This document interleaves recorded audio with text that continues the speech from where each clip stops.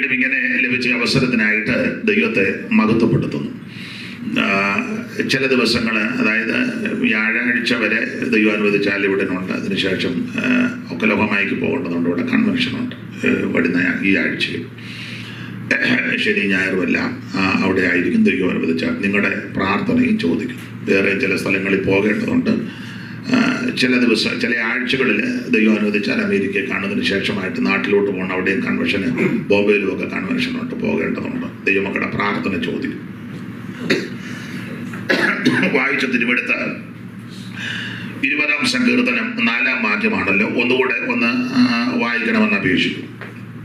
നിന്റെ ഹൃദയത്തിലെ ആഗ്രഹം അവൻ നിനക്ക് നൽകട്ടെ. നിന്റെ ഹൃദയത്തിലെ ആഗ്രഹം അവൻ നിനക്ക്. അത്ര തിട്ടം അവർക്ക്. ചിലരെ കൊണ്ടുവന്നാലും തുറക്കത്തുമില്ല. അവർക്ക് അതിലും തിട്ടമുള്ളവരാ.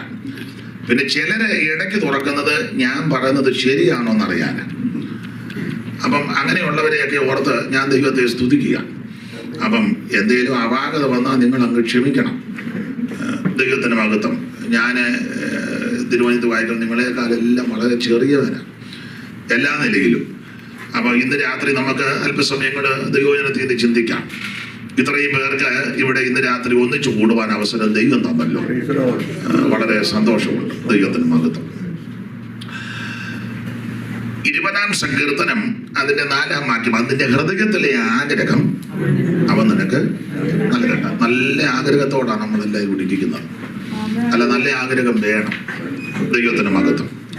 ആ നല്ല ആഗ്രഹങ്ങളെല്ലാം നിറവേറ്റി തരുന്ന ഒരു ദൈവം.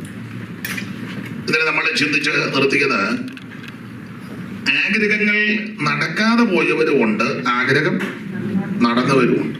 രണ്ടു കൂട്ടരുമുണ്ട് വേദപുസ്തകത്തിൽ. ഒരു നാണയത്തിന് 2 വശമുള്ളതുപോലെ 2 ഭാഗവും നമ്മൾ ചിന്തിക്കുക. അപ്പോൾ സങ്കീർത്തനത്തെ പറ്റി ചില കാര്യങ്ങൾ ഞാൻ ഓർപ്പിച്ചല്ലോ. ഇനി അത് ആവർത്തിക്കുന്നില്ല, നിങ്ങൾക്കും അറിയാം.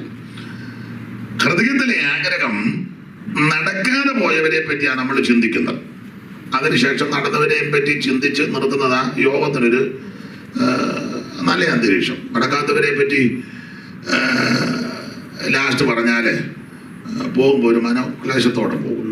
അപ്പം നടന്നതിനെ പറ്റി പറഞ്ഞു നിർത്തുക. അപ്പം ആദ്യം നടക്കാത്തത്. ഹൃദയത്തിലെ ആഗ്രഹം നടക്കാതെ പോയവര്. നിങ്ങൾക്കൊക്കെ വചനം അറിയാം, നമ്മൾ ഇന്നലെ വായിച്ചല്ലോ. അതിന് ഏറ്റവും വലിയ ഉദാഹരണം ബിലയ. ഹൃദയത്തിലെ ആഗ്രഹം നടന്നില്ല. 23-ാം അധ്യായത്തിന്റെ 10-ാം വാക്യം ഒന്നുകൂടെ വായിക്കാം. സംഖ്യാപുസ്തകം 23-10. യാക്കോബിന്റെ ധൂളിയെ ആർക്കെണ്ണാം? ഇസ്രായേലിന്റെ കാലാംശത്തെ ആർക്ക് ഗണിക്കാം? ഭക്തന്മാർ മരിക്കും പോലെ ഞാൻ മരിക്കട്ടെ. ഭക്തന്മാർ മരിക്കുന്നത് പോലെ ഞാൻ മരിക്കട്ടെ. നല്ല ആഗ്രഹമാണ്. ഭക്തന്മാർ മരിക്കുന്നത് പോലെ മരിക്കട്ടെ. ഇന്നലെ പറഞ്ഞതൊന്നുകൊണ്ട് ആവർത്തിക്കുക. ഭക്തന്മാർ മരിക്കുന്നത് പോലെ മരിക്കണമെങ്കിൽ പഴയ പാസ്റ്റർമാർ പറയുന്ന കടമെടുക്കുക. ഭക്തന്മാർ ജീവിക്കും പോലെ ജീവിക്കുന്ന കാലത്ത് നാശക്കൊള്ളി എല്ലാം ഒപ്പിച്ച് വെച്ച് അങ്ങേയറ്റം പറ്റുമ്പോൾ പറയുക, നല്ലൊരു ആദ്യം എനിക്ക് അത് ലഭിക്കുമെന്ന് തോന്നുന്നില്ല. ഈ വിതയ്ക്കുന്നതേ കൊയ്യൂ.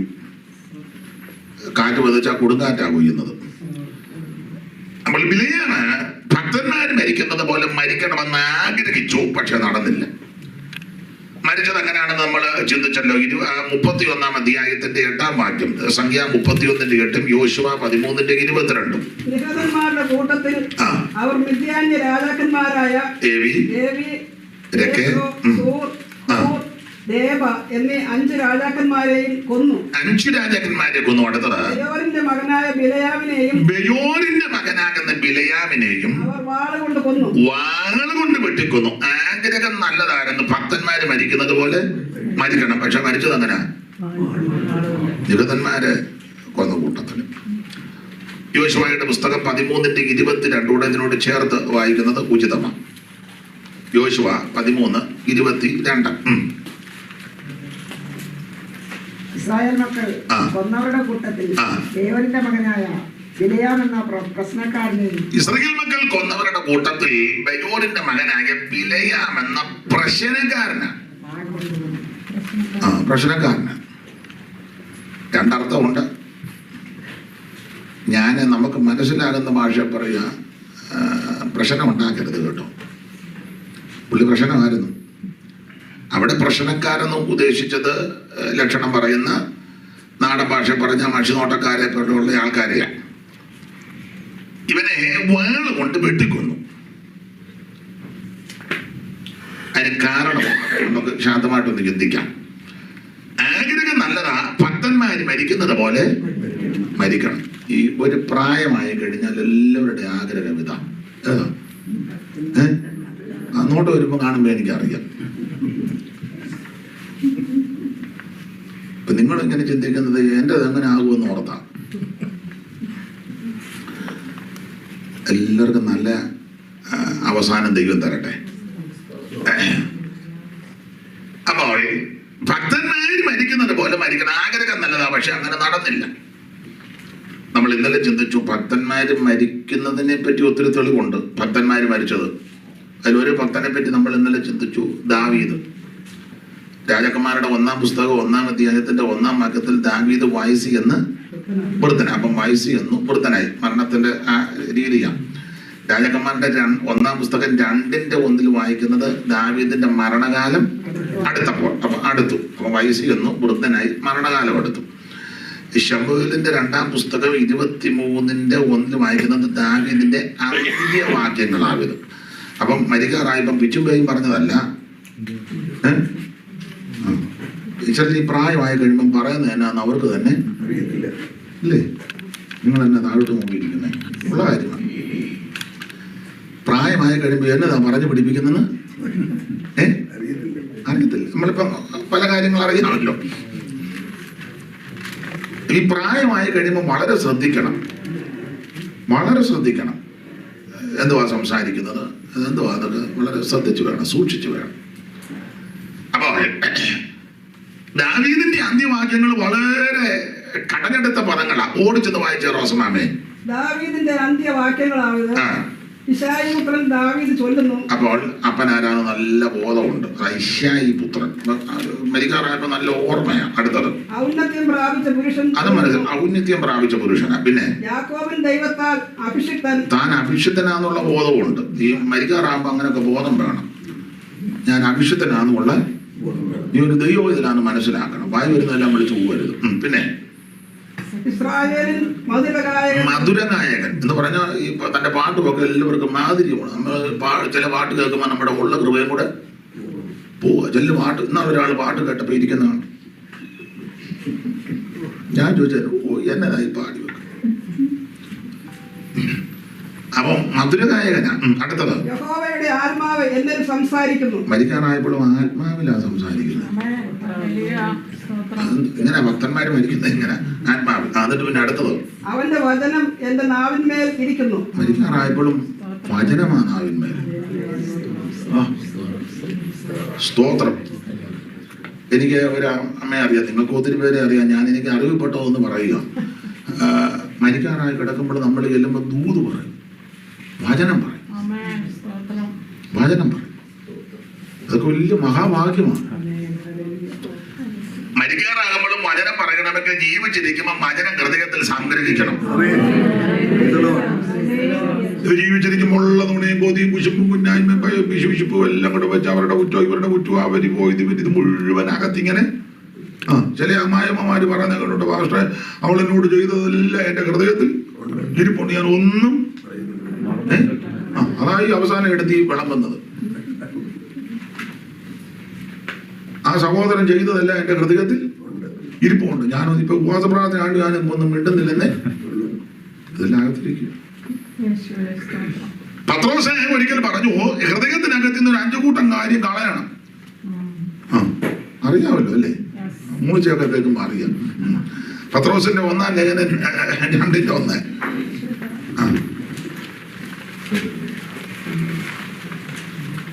ആകയാൽ സകല ദുഷ്ടതയും ചതിവും വ്യാജഭാവവും അസൂയ ഇത് നീക്കിക്കളയണം. 5 കൂട്ടം കാര്യം ഇതിനകത്ത് നിന്ന്. ഇതിനകത്ത് 5 അല്ലിരിക്കുന്നത്, 5 അല്ല 50. ഞാനിപ്പോ സന്ദർഭം വന്നുകൊണ്ട് 5 കാര്യം പറഞ്ഞതേ ഉള്ളൂ. ഇതിനകത്ത് നിന്ന് ഇതെല്ലാം കളയണം. ദുഷ്ടത, ചതിവ്, വ്യാജഭാവം, അസൂയ. വെറും നുണയല്ലേ, എല്ലാം നുണയും.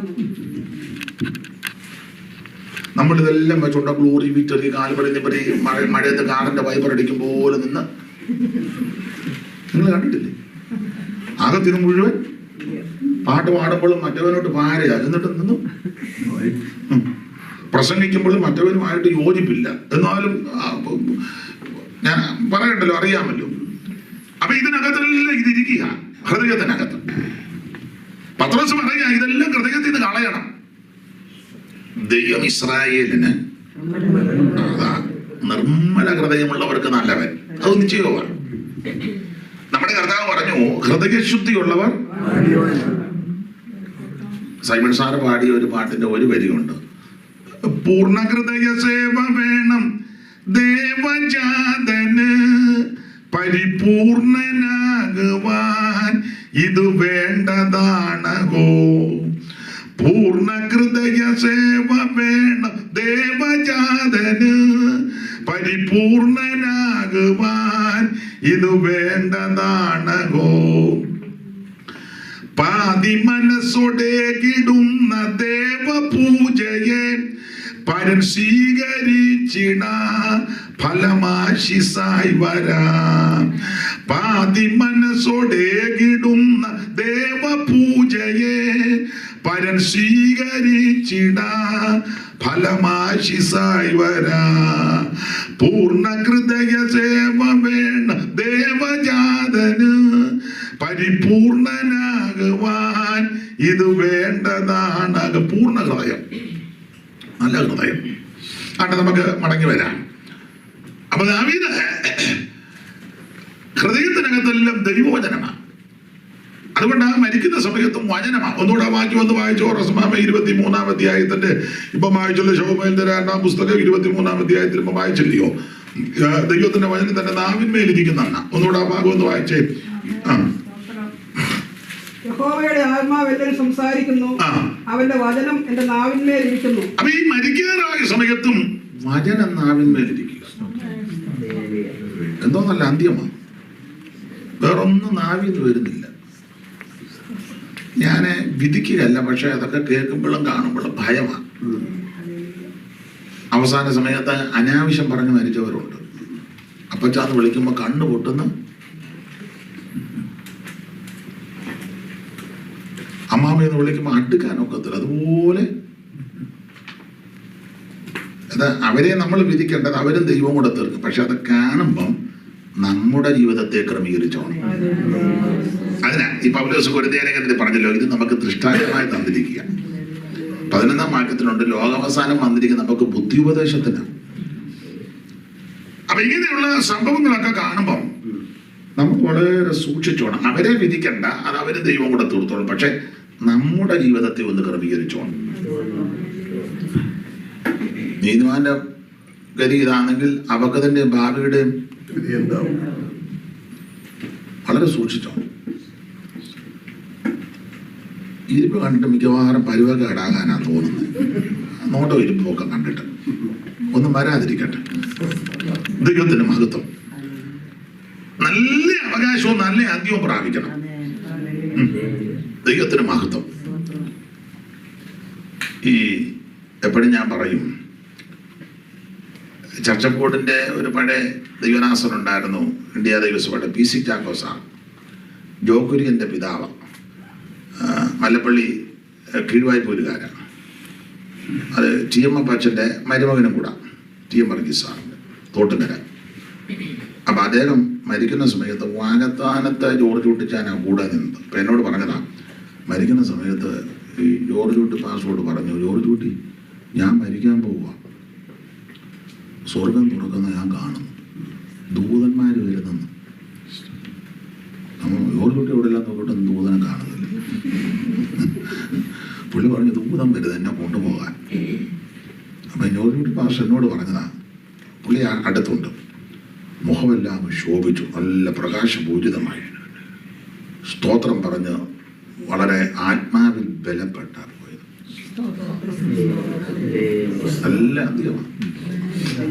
ദൈവത്തിന് മഹത്വം. നല്ല അന്ത്യമാണ് പ്രാപിച്ചത്. ഞാൻ എല്ലായിടത്തും പറയും, എൻ്റെ കൂടെയുള്ളൊരു ഷൂ പാസ്റ്ററുണ്ട്, തോമാച്ചാൻ നമുക്ക് അറിയാം. അദ്ദേഹത്തിൻ്റെ പെങ്ങളുടെ അമ്മാവിയപ്പന് മരിക്കുന്ന സമയത്ത് ഒരു കുഴപ്പമില്ല. അപ്പം തലേന്ന് രാത്രിയിൽ അപ്പനും മക്കളോട് വർത്തമാനം പറഞ്ഞപ്പം പറഞ്ഞു, മോനെ ഒരു ശവപ്പെട്ടിയൊക്കെ ക്രമീകരിച്ചോണ്ട് ഇച്ചിരി കാശും കൈ വേണം, ഞാൻ മരിക്കാൻ പോവാണ്.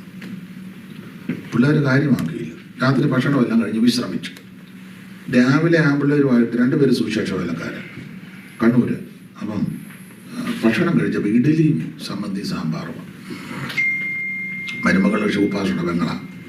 അപ്പം ഇഡലി കൊടുത്തപ്പം മരുമകളോട് അപ്പച്ചൻ പറയാ, മോളെ ഉച്ചയ്ക്ക് അപ്പച്ചന് ഊണ് വേണ്ട.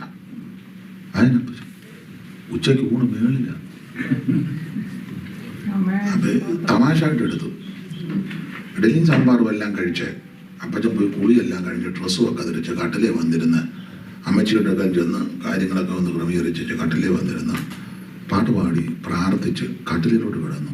12:30 മുന്നേ മരിച്ചു. ഉച്ചയ്ക്ക് ഊണില്ല.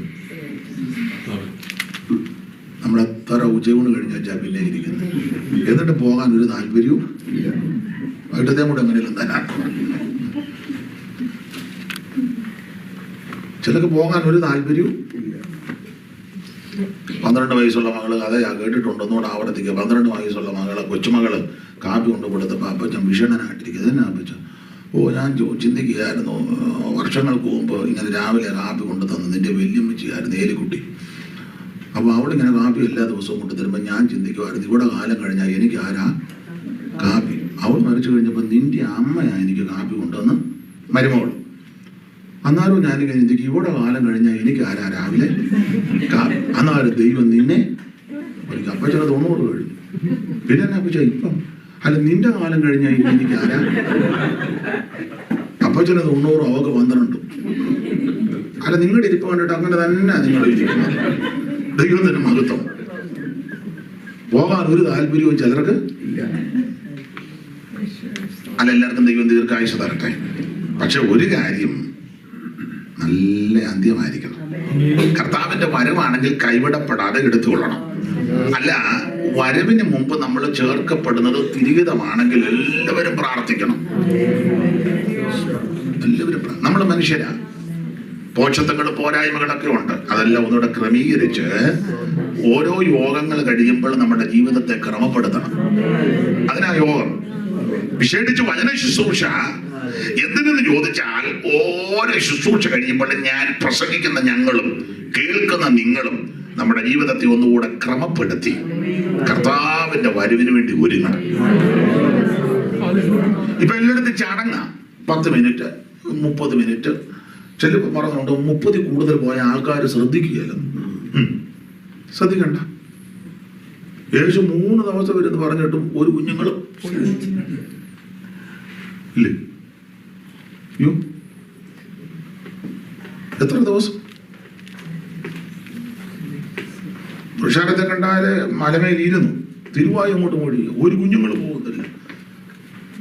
ഭക്ഷണം കൊണ്ടുവന്നത് പോലും കഴിക്കുന്നില്ല. നമ്മൾ 12 ആകുമ്പോഴേ ബ്ലോക്ക് നോക്കുന്നു, ഭക്ഷണത്തിന്റെ മണം അടിക്കുന്നു, ആകെ പ്രശ്നം ഉണ്ടാക്കുന്നു, കൂടെ വെളിയിൽ പോകുന്നു, അകത്ത് കയറുന്നു, വല്ല ജാതി ഒന്ന് നിർത്തിയേച്ച്.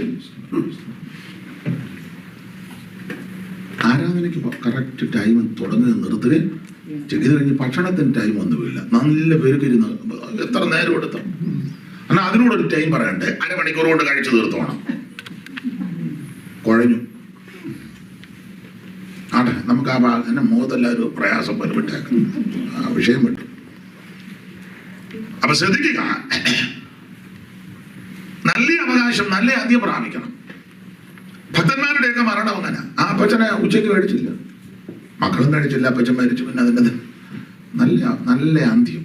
അങ്ങനെയൊക്കെ ഒത്തിരി സംഭവങ്ങൾ. ഞാനിപ്പോൾ എൻ്റെ ഓർമ്മ വന്ന് ഇദ്ദേഹത്തിൻ്റെ വല്യപ്പച്ചൻ്റെ അനിയനല്ലയോ വണ്ടമ്പടി യാക്കോച്ചാൻ, അദ്ദേഹം മരിച്ചപ്പോൾ അതുപോലെ പിള്ളേരോടെല്ലാം പറഞ്ഞ് ഇന്ന് ആരും വെളിയിൽ പോകരുത്, എല്ലാവരും വീട്ടിൽ കാണണമെന്ന്. അപ്പോൾ അപ്പച്ചനെ പറഞ്ഞ് പോകാൻ പോകുമെന്ന് പറഞ്ഞു. കുളിയെല്ലാം കഴിഞ്ഞ് തോട്ടിൽ പോയി മുങ്ങി കുളിച്ച് കുളിയെല്ലാം കഴിഞ്ഞ് പായൊക്കെ ധരിച്ച് കട്ടിലേ വന്നിട്ട് പാട്ട് പാടി പ്രാർത്ഥിച്ച് കട്ടിലോട്ട് കിടന്ന് ജീവനും പോയി. ഞാൻ അവിടുത്തെ ഇതൊക്കെ വേഗം വിളങ്കിലും മുഖഭാവം ഒന്ന് മാറും.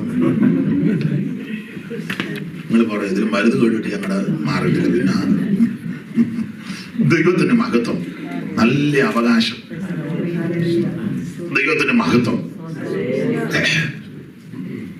മോശയുടെ മരണവും നല്ല മരണമാണ്. ഞാൻ ആ ഭാഗത്തേക്ക് പോകുന്നില്ല. അപ്പം ഭക്തന്മാരൊക്കെ മരിക്കുന്നത് നല്ല രീതിയിലാണ്. ദാവീദ് വയസ്സ് ചെന്നു, വൃദ്ധനായി, മരണകാലം അടുത്തു. അന്ത്യവാക്യം പറഞ്ഞു, ആത്മാവിൽ പറഞ്ഞു, വചനമാരെന്ന് പറഞ്ഞത് ഇതെല്ലാം പറഞ്ഞേച്ച് തൻ്റെ മകൻ ശലോമോനെ വിളിച്ചേച്ച് പറഞ്ഞു, നിനക്ക് അറിയാൻ മേലാത്ത ചില കാര്യം പറയാം. യോവാബിന് വെറുതെ വിടരുത്, ശിമയോട് ബുദ്ധിപരമായിട്ട് ഇടപെട്ടോണം, ബർസിലായുടെ മക്കൾക്ക് നിന്റെ മേശയിൽ നിന്ന് ഭക്ഷണം കൊടുക്കണം. ഇതെല്ലാം പറഞ്ഞേച്ച് ആ 2-ാം അധ്യായത്തിന്റെ 10-ാം വാക്യം, രാജാക്കന്മാരുടെ 1-ാം പുസ്തകം 2:10.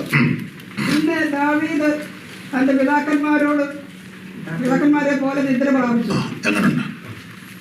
ദാവീദ് പിതാക്കന്മാരെ പോലെ നിദ്ര പ്രാപിച്ചു. ദാവീദിന്റെ നഗരത്തിൽ അവനെ അടക്കം ചെയ്തു. നല്ല ഇങ്ങനെയൊക്കെയായി ഭക്തന്മാര് മരിക്കുന്നത്, ഭക്തന്മാരുടെ മരണം. അവിടെ ബിലിയാം പറഞ്ഞു, ഭക്തന്മാര് മരിക്കുന്നത് പോലെ ഞാൻ മരിക്കട്ടെ. ആഗ്രഹം നല്ലതാ, പക്ഷെ നടന്നില്ല. നമുക്കറിയാം ബിലിയാമിന് വാളുകൊണ്ട് വെട്ടിക്കൊന്നു. അതെന്നെ ഇങ്ങനെ മരിക്കാൻ കാരണം? അതിന് വേദപുസ്തകം നമ്മൾ പഠിക്കുമ്പോൾ നിങ്ങൾക്ക് വചനം അറിയാം. ഈ ബിലിയാം ആരാ? ആവർത്തനം 23:3 വായിച്ചേ.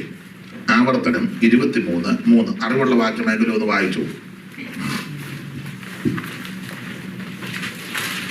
ഒരമ്മോന്യനോ മോവാമ്യനോ യഹോവയുടെ സഭയിൽ പ്രവേശിക്കരുത്. അവന്റെ 10-ാം തലമുറ പോലും ഒരു നാളെ യഹോവയുടെ സഭയിൽ പ്രവേശിക്കരുത്. അടുത്ത വാക്യം, നിങ്ങൾ മിസ്രയീമിൽ നിന്ന് വരുമ്പോൾ അവർ വഴിയിൽ വെച്ച് നിങ്ങളെ എതിരേൽക്കായികൊണ്ട് അപ്പവും വെള്ളവും കൊണ്ട് നിങ്ങളെ എതിരേൽക്കായികൊണ്ട് നിന്നെ ശപിക്കേണ്ടതിന്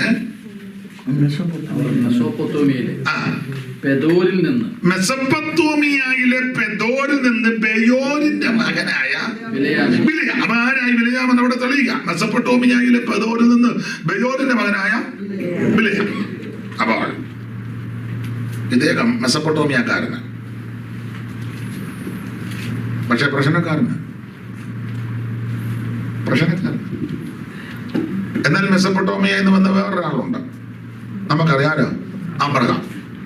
അപ്പോസ്തലപ്രവൃത്തി 7-ാം അധ്യായത്തിൽ ഇത് ഉള്ളത് തന്നെയോ എന്ന് മഹാപുരോഹിതൻ ചോദിച്ചെന്ന് അവൻ പറഞ്ഞു, സഹോദരന്മാരും പിതാക്കന്മാരുമായുള്ള പുരുഷന്മാരെ കേട്ടുകൊള്ളുവിൻ. നമ്മുടെ പിതാവായ അബ്രഹാം പണ്ട് ഹാരാനിൽ വന്ന് പാർക്കുന്നതിന് മുമ്പും മെസൊപ്പൊത്താമിയയിലെ ഇരിക്കുമ്പോൾ തന്നെ. അപ്പോൾ അദ്ദേഹം നല്ല മനുഷ്യനാ. 2 പേരും ഒരു സ്ഥലത്ത് നിന്നാ വന്നത്, പക്ഷെ ഒരുത്തന് ഗുണമുള്ളത് ഒരുത്തൻ. അത് നമ്മുടെ വീടുകളിലാണല്ലോ. ഒരു വീട്ടിൽ നിന്ന് സഹായത്തിന് വരുന്ന ഒരുത്തൻ കൈ എടുക്കത്തില്ല, ഒരാൾ ആത്മാവ് വിലപ്പെടും. 2 ഒരു വീട്ടിൽ നിന്ന് വന്നു. നിങ്ങൾക്കൊന്നും പിടി കിട്ടുന്നില്ല. ഒരു വണ്ടിയല്ല വന്നു, ഒരാളിരുന്ന് ഉറങ്ങുക, ഒരാൾ ശ്രദ്ധിച്ചിരിക്കുക. തിരിച്ചു പോകുമ്പോൾ ചോദിക്കുക, അച്ഛാ പറഞ്ഞു കേട്ടില്ല. ഞാൻ ഇടയ്ക്കൊന്നും 2 പേരും ഒരു സഭയല്ല, ഒന്ന് ഗുണപ്പെട്ടത്, ഒന്ന്. ആവർത്തന പുസ്തക വാക്യമുണ്ട്, കാളയെയും കഴുതിയും ഒന്നിച്ച് പൂട്ടി ഉടരുതെന്ന. ഒരു വശത്ത് കാള, ഒരു വശത്ത് കഴുതി. ആട്ടെ, അബ്രഹാം തേജോമയനായ ദൈവത്തെ കണ്ടു. ഇങ്ങനൊരു പരുവക്കേടായി. അപ്പോൾ മെസൊപ്പൊത്താമിയയിലെ പെദോരിൽ നിന്ന് ബെയോരിന്റെ മകനാകുന്ന ബിലിയാം, ഇദ്ദേഹം പ്രവചനമൊക്കെ നടത്തുക, പക്ഷേ അത്ര നല്ല ഒരു രീതിയല്ല. ഇസ്രായേൽ മക്കൾ യാത്ര ചെയ്ത് മോവാബ് സമഭൂമിയിൽ വന്ന് പാളയം അടിച്ച് പരന്നു കിടക്കുക. ഏതാണ്ട് 30 ലക്ഷത്തിൽ കൂടുതൽ ജനം. അപ്പോൾ ഇവർക്ക് പാളയം അടിക്കുമ്പോൾ 4 പാളയമാണ് കൊടുത്തത്. നമുക്കതൊക്കെ അറിയാം. 4 പാളയം: രൂബേന്യ പാളയം, യഹൂദ്യ പാളയം, എബ്രയീമ്യ പാളയം, ദാൻ പാളയം. ഒരു പാളയത്തിൽ 3 ഗോത്രം വെച്ച് 3 12. ഓരോ പാളയത്തിന് ഓരോ കൊടിക്കമ്പളമൊക്കെ ഉണ്ട്. അപ്പോൾ ഈ പാളയം അടിക്കുമ്പോഴും ഇവര് പോകുമ്പോഴെല്ലാം ഓർഡർ തെറ്റത്തില്ല. സംഖ്യാപുസ്തകം 1-ാം അധ്യായത്തിന്റെ 52-ാമത്തെ വാക്യം, അറിവുള്ള വാക്യം എങ്കിലും ഒന്ന് വായിച്ചു. സംഖ്യാപുസ്തകം 1-ാം അധ്യായത്തിന്റെ 52-ാമത്തെ തിരുവെടുത്ത്. ഇസ്രായേൽ മക്കൾ ഗണം ഗണമായി ഓരോരുത്തർ താന്താന്റെ പാളയത്തിലും ഇങ്ങനെ.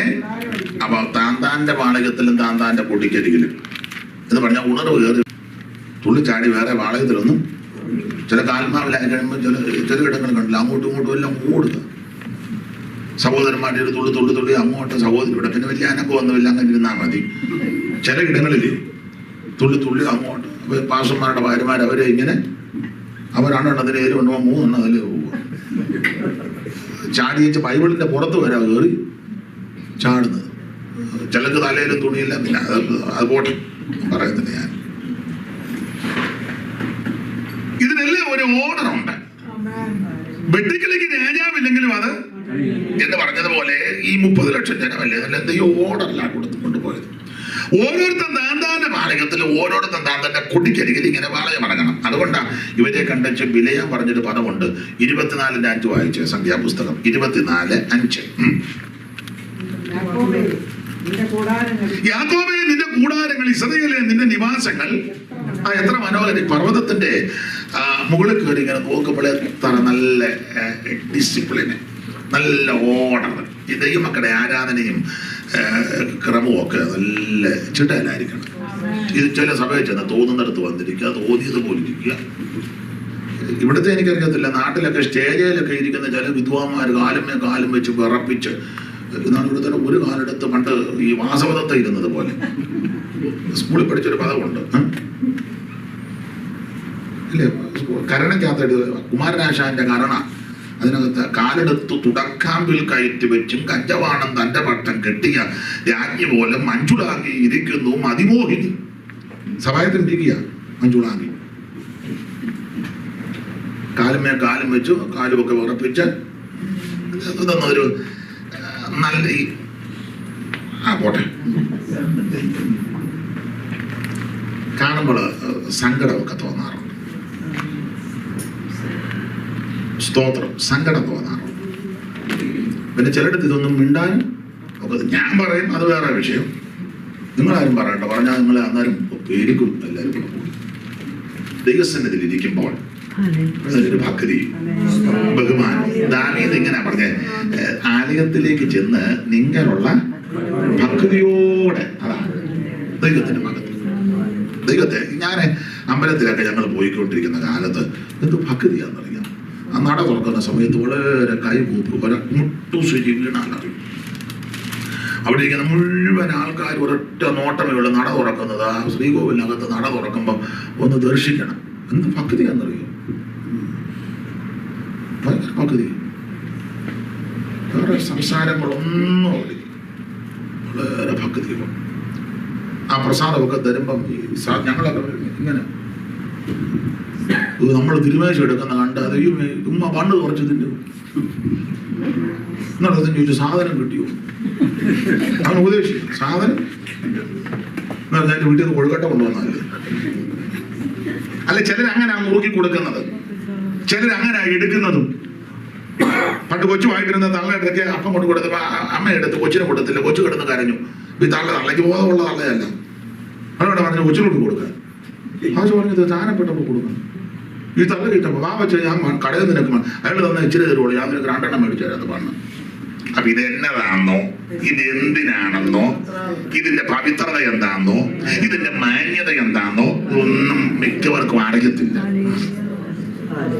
അല്ലിത് പറഞ്ഞു കൊടുക്കുകയല്ലോ. എങ്ങനെയാലും പറിച്ചു കീറി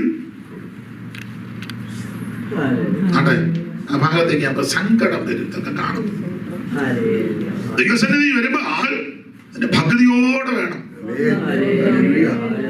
ആ കാര്യത്തിന് ഏറ്റവും ഞാൻ ക്രൈസ്തവരുടെ ഇടയിൽ ബഹുമാനിക്കുന്ന കത്തോലിക്ക സഹോദരങ്ങളെയാണ്. എന്ത് ഭക്തി എന്നറിയാം. ആ പള്ളി കോമ്പൗണ്ടിൽ കയറിയാൽ വളരെ ഭക്തിയാണ്. ആ ശുശ്രൂഷയൊക്കെ ചെയ്യുമ്പോൾ ശുശ്രൂഷ ചെയ്യുന്നവരും ശുശ്രൂഷ കാണാൻ നിൽക്കുന്നവരും എല്ലാം ഭക്തിയോട്. നമ്മുടെ ആൾക്കാരത് ചെയ്യുമ്പോഴും പിന്നെ വിളിക്കാം കേട്ടോ, അർത്ഥവേഷ നടത്തുന്നുണ്ട്, പിന്നെ വിളിക്കാം. ഇവനൊക്കെ ഇനി എന്നാ വെളിവുണ്ടാകും? എന്നെ നിങ്ങളെല്ലാം ഇങ്ങനെ വെള്ളം മുങ്ങിയതുപോലെ നടപ്പെട്ടിരിക്കും. ഉള്ള കാര്യമായി പറ. ഞാൻ ഈ ഉള്ളത് പറയാന്ന് പറഞ്ഞാൽ എന്നെ ഓരോരുത്തർ ഇഷ്ടമാണ്. എങ്ങനെയും ആകട്ടെ എന്നാ പറയാം. ദൈവത്തെ ആരാധിക്കുമ്പോൾ അതിന് ഭക്തി ഉണ്ടായിരിക്കണം. ആട്ടെ, നമുക്ക് ആ ഭാഗം വിട്ടേക്കാം. ദൈവത്തിന് മഹത്വം. വിളിയാൻ നോക്കുമ്പോൾ പാളയിൽ ഇങ്ങനെ ഓർഡർ കിടക്കുക. യാക്കോബേ നിന്റെ കൂടാരങ്ങൾ, ഇസ്രായേലേ നിന്റെ നിവാസങ്ങൾ. എത്ര മനോഹരം! എത്ര ക്രമത്തിലാണ് കിടക്കുന്നത്. അപ്പൊ ചുരുക്കി പറഞ്ഞാൽ ഈ ബിലിയാമിനെ ഇസ്രായേൽ മക്കളെ ശപിക്കാനായിട്ട് കൊണ്ടുവരിക. നിങ്ങൾക്ക് ആ ഭാഗം പറയാം. ഈ ജനത്തെ ഒതുക്കണം. അതിനെ പറഞ്ഞ് എന്തോ ചെയ്യണം? ഇവരെ ശപിക്കണം, ശപിച്ചു കൊല്ലണം. അല്ലാതെ ഇവരെ ഒതുക്കാനൊക്കത്തില്ല. കാരണം നമ്മളിങ്ങനെ വായിക്കുന്നത് അവരുടെ ഗോത്രങ്ങളിൽ ഒരു ബലഹീനനും. അപ്പൊ ചോദിച്ചാൽ അങ്ങനെ ഇവരെ ഒതുക്കണം. അതിന്റെ പോംവഴികളിലൂടെ ഒരു പ്രവാചകനുണ്ട്, പുള്ളിയെ വിളിച്ചവനെ എല്ലാം പ്രാഗി കൊല്ലണം. അങ്ങനെ ആള് വിട്ട് ബിലിയാമിന് കാശുമൊക്കെ കൊടുത്തു. പ്രശ്ന ദക്ഷിണ എന്നൊക്കെ പ്രയോഗമുണ്ട്, ഇഷ്ടം പോലെ കാശ്. അപ്പൊ ഈ കാശ് കൊടുത്തപ്പോൾ പുള്ളി ഒരു ഡയലോഗ് പറഞ്ഞു. കേട്ടാ തോന്നും പുള്ളിക്ക് കാശിനോട് താല്പര്യമൊന്നും. ആർക്കാ കാശിനോട് താല്പര്യമില്ലാതെ? എല്ലാവർക്കും കാശിനോട്. ഇന്ന് വരെ ആരേലും കർത്താവേ ഇനി എനിക്ക് 1 രൂപ പോലും തരരുതെന്ന് പറഞ്ഞ് ആരേലും വന്നിട്ടുണ്ടെന്ന് കൈ പൊക്കെന്ന് പിണങ്ങാനൊന്നുമല്ല, നിങ്ങളെ ഒന്ന് ബഹുമാനിക്കാനാ. അല്ല, ഞാൻ എന്നെയും കൂടെ പ്രതിയാക്കാം. ഉപദേശിമാരാണ് ഇവിടെ വരുന്നത്, കാശിന് വരുന്നതാ. അല്ല, ആത്മഭാരം കൊണ്ടാണ് അമേരിക്കയ്ക്ക് വരുന്നത്. കാവാലത്തിരുന്നപ്പോ ആത്മഭാരം കയറി അന്ന് വിമാനത്തിൽ കയറി ന്യൂയോർക്ക് വരെ. ആത്മഭാരം കയറുക കാവാലത്തിനപ്പുറം കുട്ടമംഗലം കൈനഗിരിയില്ല, അങ്ങോട്ട് പോയിരുന്നു. അപ്പൊ ഇവിടെ ഞാൻ എന്നെ പ്രതിയാക്കിയ പറഞ്ഞു തന്നെ എല്ലാവരും ഇവിടെ വരുന്നത് അതിനാ. ഉള്ള കാര്യം പറച്ചിട്ട് പറയുന്നത് തന്നെ. പക്ഷെ അങ്ങനെ ലഭിക്കുന്നത് നീതിക്ക് നിരക്കാത്തത് വേണ്ട. ചതിവ് കാണിച്ച്, വഞ്ചന കാണിച്ച്, സൂത്രം കാണിച്ച്, തന്ത്രം കാണിച്ച് ഒന്നും നമ്മുടെ കൈ കാണരുത്. കൈവെടിപ്പായിരിക്കണം. അത് ഓഫീസിലാണെങ്കിലും ശുശ്രൂഷയിലാണെങ്കിലും ബിസിനസ്സിലാണെങ്കിലും ഏത് രംഗത്തിലാണെങ്കിലും കൈവെടിപ്പായിരിക്കണം. വെടിപ്പുള്ള കൈയും നിർമ്മല ഹൃദയവും. അപ്പൊ ഈ ബിലിയാമ് കാശൊത്തിരി കൊടുത്തു ബാരാക്ക്. അപ്പൊ പുള്ളി ഒരു ഡയലോഗ് പറഞ്ഞു, ബാരാക്ക് എനിക്ക് ഗൃഹം നിറച്ച് വെള്ളിയും പൊന്നും തന്നാലും ഞാൻ പ്രമാണം വിട്ടൊന്നും.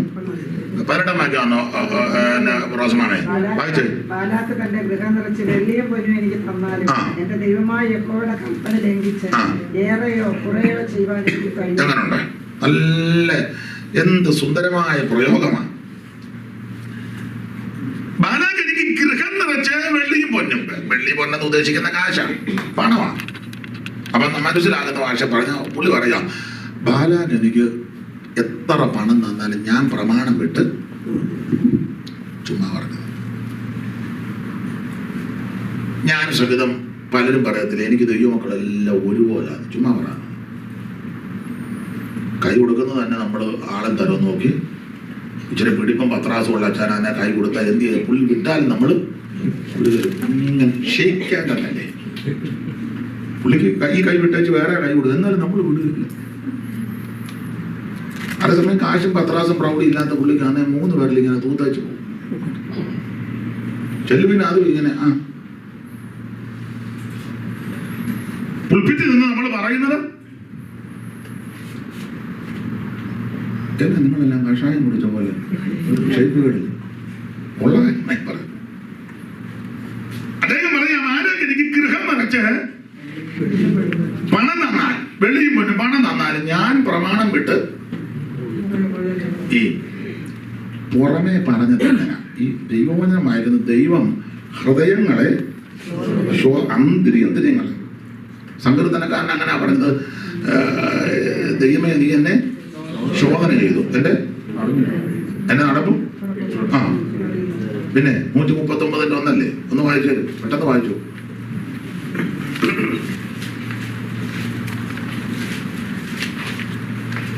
യഹോവേ നീ എന്നെ ശോധന ചെയ്ത് അറിഞ്ഞിരിക്കുന്നു. ഞാൻ ഇരിക്കുന്നതും എഴുന്നേൽക്കുന്നതും അറിയുന്നു. എന്റെ നിരൂപണം ഈ ദൂരത്ത് നിന്ന് ഗ്രഹിക്കുന്നു. നമ്മുടെ ഹൃദയത്തിലെ നിരൂപണങ്ങൾ വരെ അറിയുന്നവനാ ദൈവം. എന്റെ നടപ്പും കിടപ്പും നീ ശോധന ചെയ്യുന്നു. എന്റെ വഴികളൊക്കെ നിനക്ക് മനസ്സിലായിരിക്കുന്നു.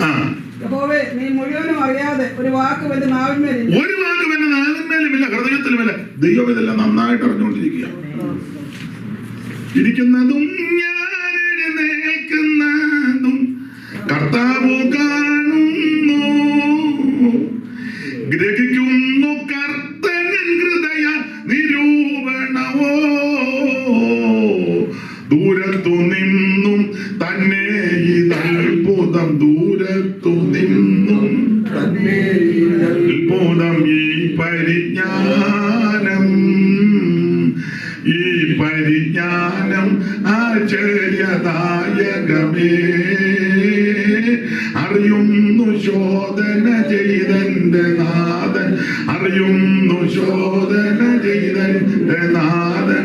ഈ പരിജ്ഞാനം നമ്മളെ നല്ലതുപോലെ ശോധന ചെയ്യുന്നൊരു ദൈവമാണ്. സ്തോത്രം. പുറമെ ഇദ്ദേഹം പറഞ്ഞു, ബാരാക്ക് എനിക്ക് വീട് നിറച്ച് പണം തന്നാലും ഞാൻ പ്രമാണം വിട്ടൊന്നും ഈ തമ്പുരാൻ ഇവന്റെ ഹൃദയം നോക്കും. നമ്മളെല്ലാം പുറമെ നോക്കി അഭിപ്രായം പറയുന്നവരാണ്. ഡ്രസ്സ് നോക്കി, മുഖം നോക്കി, മുടി ചീകുന്നത് നോക്കി, മുടി വെട്ടുന്നത് നോക്കി, അല്ലെങ്കിൽ വാച്ച് നോക്കി, മൊബൈൽ നോക്കി, വന്ന വണ്ടിയുടെ വില നോക്കിയൊക്കെയാണ് നമ്മൾ അഭിപ്രായം. ഇല്ല, ഒരാൾ വരുമ്പോഴേ നമ്മൾ വണ്ടി നോക്കും, പിന്നെ അവൻ്റെ കയ്യിലിരിക്കുന്ന മൊബൈല് നോക്കും, ഇട്ടിരിക്കുന്ന ഡ്രസ്സിന്റെ പകിട്ട് എന്നിട്ട് നമ്മൾ വില വെക്കുക.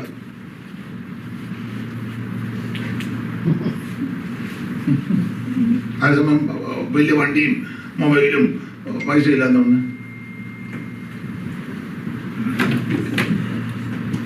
നിങ്ങളെല്ലാവരും കൂടെ എന്നെ പൊട്ടം കളിപ്പിക്കുകയാണോ അതോ ഒന്നും അറിയാത്തതുകൊണ്ടാണ്? ഉള്ള കാര്യമായി പറയുന്നത് ഇല്ലേ?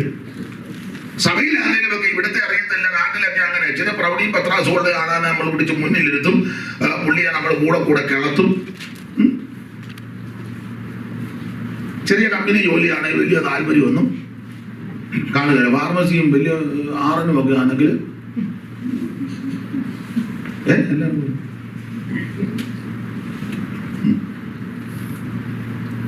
എപ്പോഴാണ് നടക്കുന്നത്? ഒന്നതന്നെ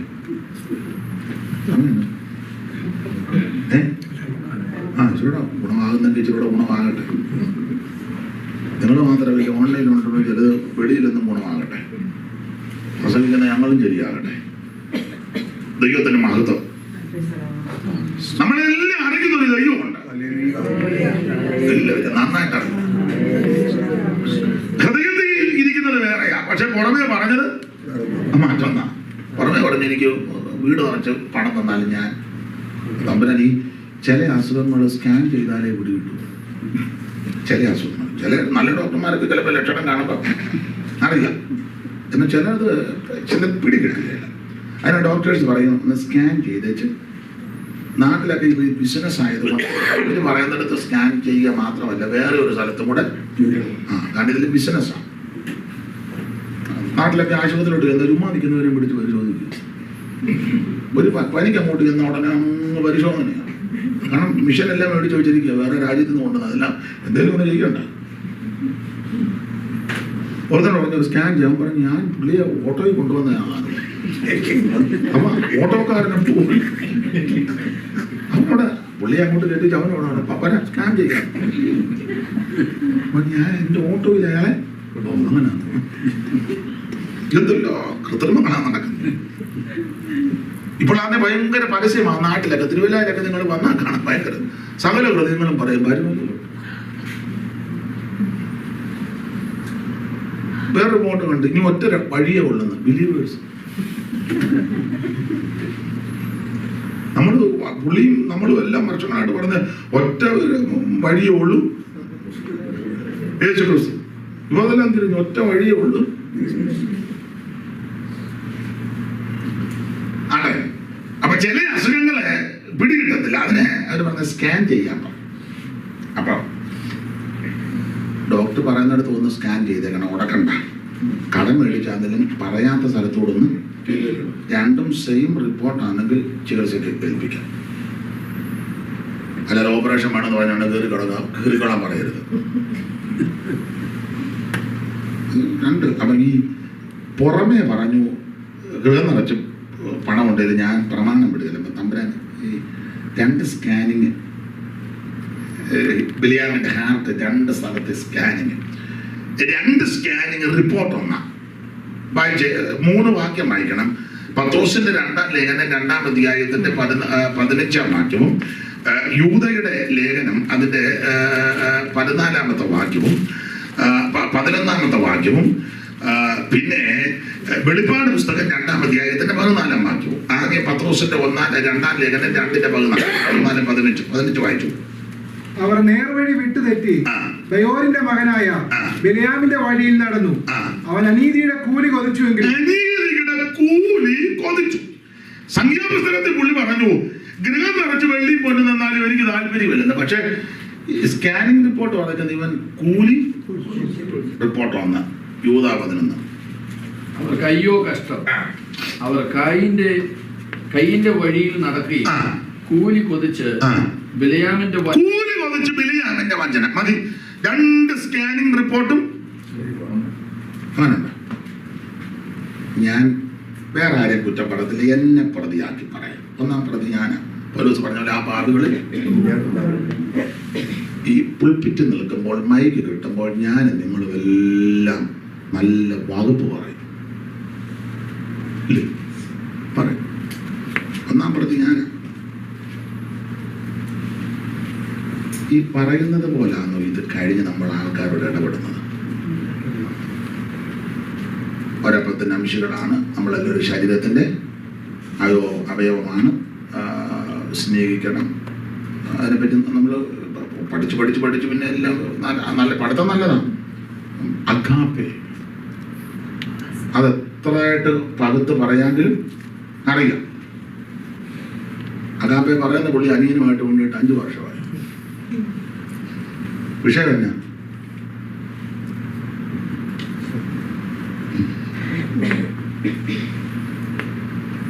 സംസാരിക്കുമ്പോഴേ ഇന്നത്തെ വിഷയം കൂട്ടായ്മ എന്തെങ്കിലും കൊയിനോനിയ അല്ലേ? അപ്പുറത്തെ സഭ യോഗം വെച്ചാൽ ഉടനെ വാശിക്ക് പറയാൻ വെക്കും. എന്തുവാ വിഷയം എന്നാ? എല്ലാവരും ഇങ്ങനെ സൂക്ഷിച്ചു നോക്കണം. ഹൃദയം ദൈവം അറിയുക. അപ്പൊ ഈ സംഖ്യാപുസ്തകം 22:18 പറഞ്ഞു, ഗൃഹം നിറച്ച് പണം തന്നാലും ഞാൻ പ്രമാണം വിടുകയില്ല. പക്ഷെ സ്കാനിംഗ് റിപ്പോർട്ട് 2 സൈമ കൂലി കൊതിച്ചു. ചുരുക്കി പറഞ്ഞാൽ ഇഷ്ടം പോലെ കാശ്. ഇത് അനീതികളതാണ്. അതാ ഞാൻ പറഞ്ഞത്. നമുക്കെല്ലാം പണം വേണം. നിങ്ങൾക്കും വേണം, എനിക്കും വേണം, എല്ലാവർക്കും വേണം. നിങ്ങളിവിടെ ജോലി തേടി വന്നത് പണം ഉണ്ടാക്കാനാണ്. അതെ, ദൈവദാസന്മാരാകുന്ന ഞങ്ങളുമൊക്കെ വിസിറ്റിങ്ങിന് വന്നത് ശുശ്രൂഷ ദൈവം തരുന്നതനുസരിച്ച് നല്ലൊരു പണമാണ്. അത് കുറ്റമല്ല. പക്ഷേ അനീതികളുടെതൊന്നും കയ്യിൽ കാണരുത്. നീതിക്ക് നിരക്കാത്ത, ന്യായത്തിന് നിരക്കാത്ത, അവൻ ദൈവവചനത്തിന് നിരക്കാത്തതൊന്നും എന്റെയും നിങ്ങളുടെയും കൈവശം കാണരുത്. ദൈവസന്നിധി കൈ മലർത്തുമ്പോൾ ഇത് വെടിപ്പായിരിക്കണം. സ്തോത്രം. ഒരുത്തനെ ചതിച്ച് വഞ്ചിച്ച്, നാട്ടിലെ ഭാഷ പറയുക, പാര വെച്ച് പോർപ്പുട വെച്ച് ഉപദ്രവിച്ച് 1 രൂപ നമ്മുടെ കയ്യിൽ കാണരുത്. ഇപ്പോൾ ഒരു പ്രത്യേക അന്തരീക്ഷം വന്നിരിക്കുക. യൂട്യൂബ് നല്ല ഉദ്ദേശത്തിനായി ചെയ്യുന്നത്. പക്ഷെ മറ്റുള്ളവരെ തേജോവധം ചെയ്തും അവരെ ആക്ഷേപിച്ചും ഒക്കെ കാശുണ്ടാക്കുക. ഇതൊന്നും ഗുണം വരികയില്ല. സന്തതിക്കും ഗുണം വരികയില്ല. സന്തതിക്കും ഗുണം വരികയില്ല. കാരണം ഇത് നീതിയായിട്ടുള്ളതാണേ കുഴപ്പമില്ല. ഇപ്പൊ പ്രസംഗം എല്ലാവരും കേൾക്കണം, എല്ലാവരും നന്നാകണം എന്നുള്ള ഉദ്ദേശത്തോടെ ഇടുന്നെങ്കിൽ ഒരു കുഴപ്പവും ഇല്ല. അതിനൊരു പ്രത്യേക തലക്കെട്ട്, ഈ പുള്ളി അറിയാത്ത രീതിയിലുള്ള തലക്കെട്ടാണ് കൊടുക്കുന്നു. എന്തിനാ? അനേകർ ഇതിനകത്ത് ഇത് കണ്ടുകൊണ്ട് കയറണം. അങ്ങനെ കയറുമ്പോൾ ഈ ചെയ്ത പുള്ളിക്ക് പൈസ കിട്ടും. ആ കാശ് അത്ര ഗുണം വരുമെന്ന് തോന്നുന്നില്ല. നല്ലത് ഗുണം വരികയല്ല. യവനും വരികയല്ല, ഇവന്റെ സന്തതിക്കും വരികയല്ല. നിങ്ങളെ കുറിച്ച് നോക്കുക. എനിക്ക് ഇരുനിറം പറ്റിയിരിക്കാലും ഞാൻ വെയിൽ കൊണ്ട് കടത്തിരിക്കാലും നിങ്ങൾ എന്നെ ദൈവത്തിന് മഹത്വം. ജോലി ചെയ്യുന്ന സ്ഥാപനത്തിലാണെങ്കിലും ബിസിനസ് ആണെങ്കിലും ശുശ്രൂഷയാണെങ്കിലും ഏത് വിധത്തിലാണെങ്കിലും പ്രിയരെ, ചതിച്ച് വഞ്ചിച്ച് ഒരുത്തനെ നശിപ്പിച്ച് 10 രൂപ കൈവശം വരരുത്. എളിയവരെ പീഡിപ്പിക്കുകയും ദരിദ്ര ന്യായമൊക്കെ മറച്ചു കളഞ്ഞ് ഒന്നും വരുത്തരുത്. ദൈവത്തിന് സ്തോത്രം. അതിനെ ഭാഗം വിടുക. ബിലിയാമിന്റെ അകത്ത് മുഴുവൻ ദ്രവ്യാഗ്രഹത്തിന്റെ കൗശല ബുദ്ധി. എന്തിനേറെ കാശുമല്ല ഇഷ്ടം പോലെ മേടിച്ചിട്ട് ബാരാക്ക് പറഞ്ഞു, ഈ ജനത്തെ പ്രാഗി കൊല്ലണമെന്ന് പറഞ്ഞു. ഇയാള് പ്രാകാനായിട്ട് വന്നു. പ്രാകാനായിട്ടാ വരുന്നെങ്കിലും വരുന്നത് മുഴുവൻ അനുഗ്രഹത്തിന്റെ വചസ്സാണ്.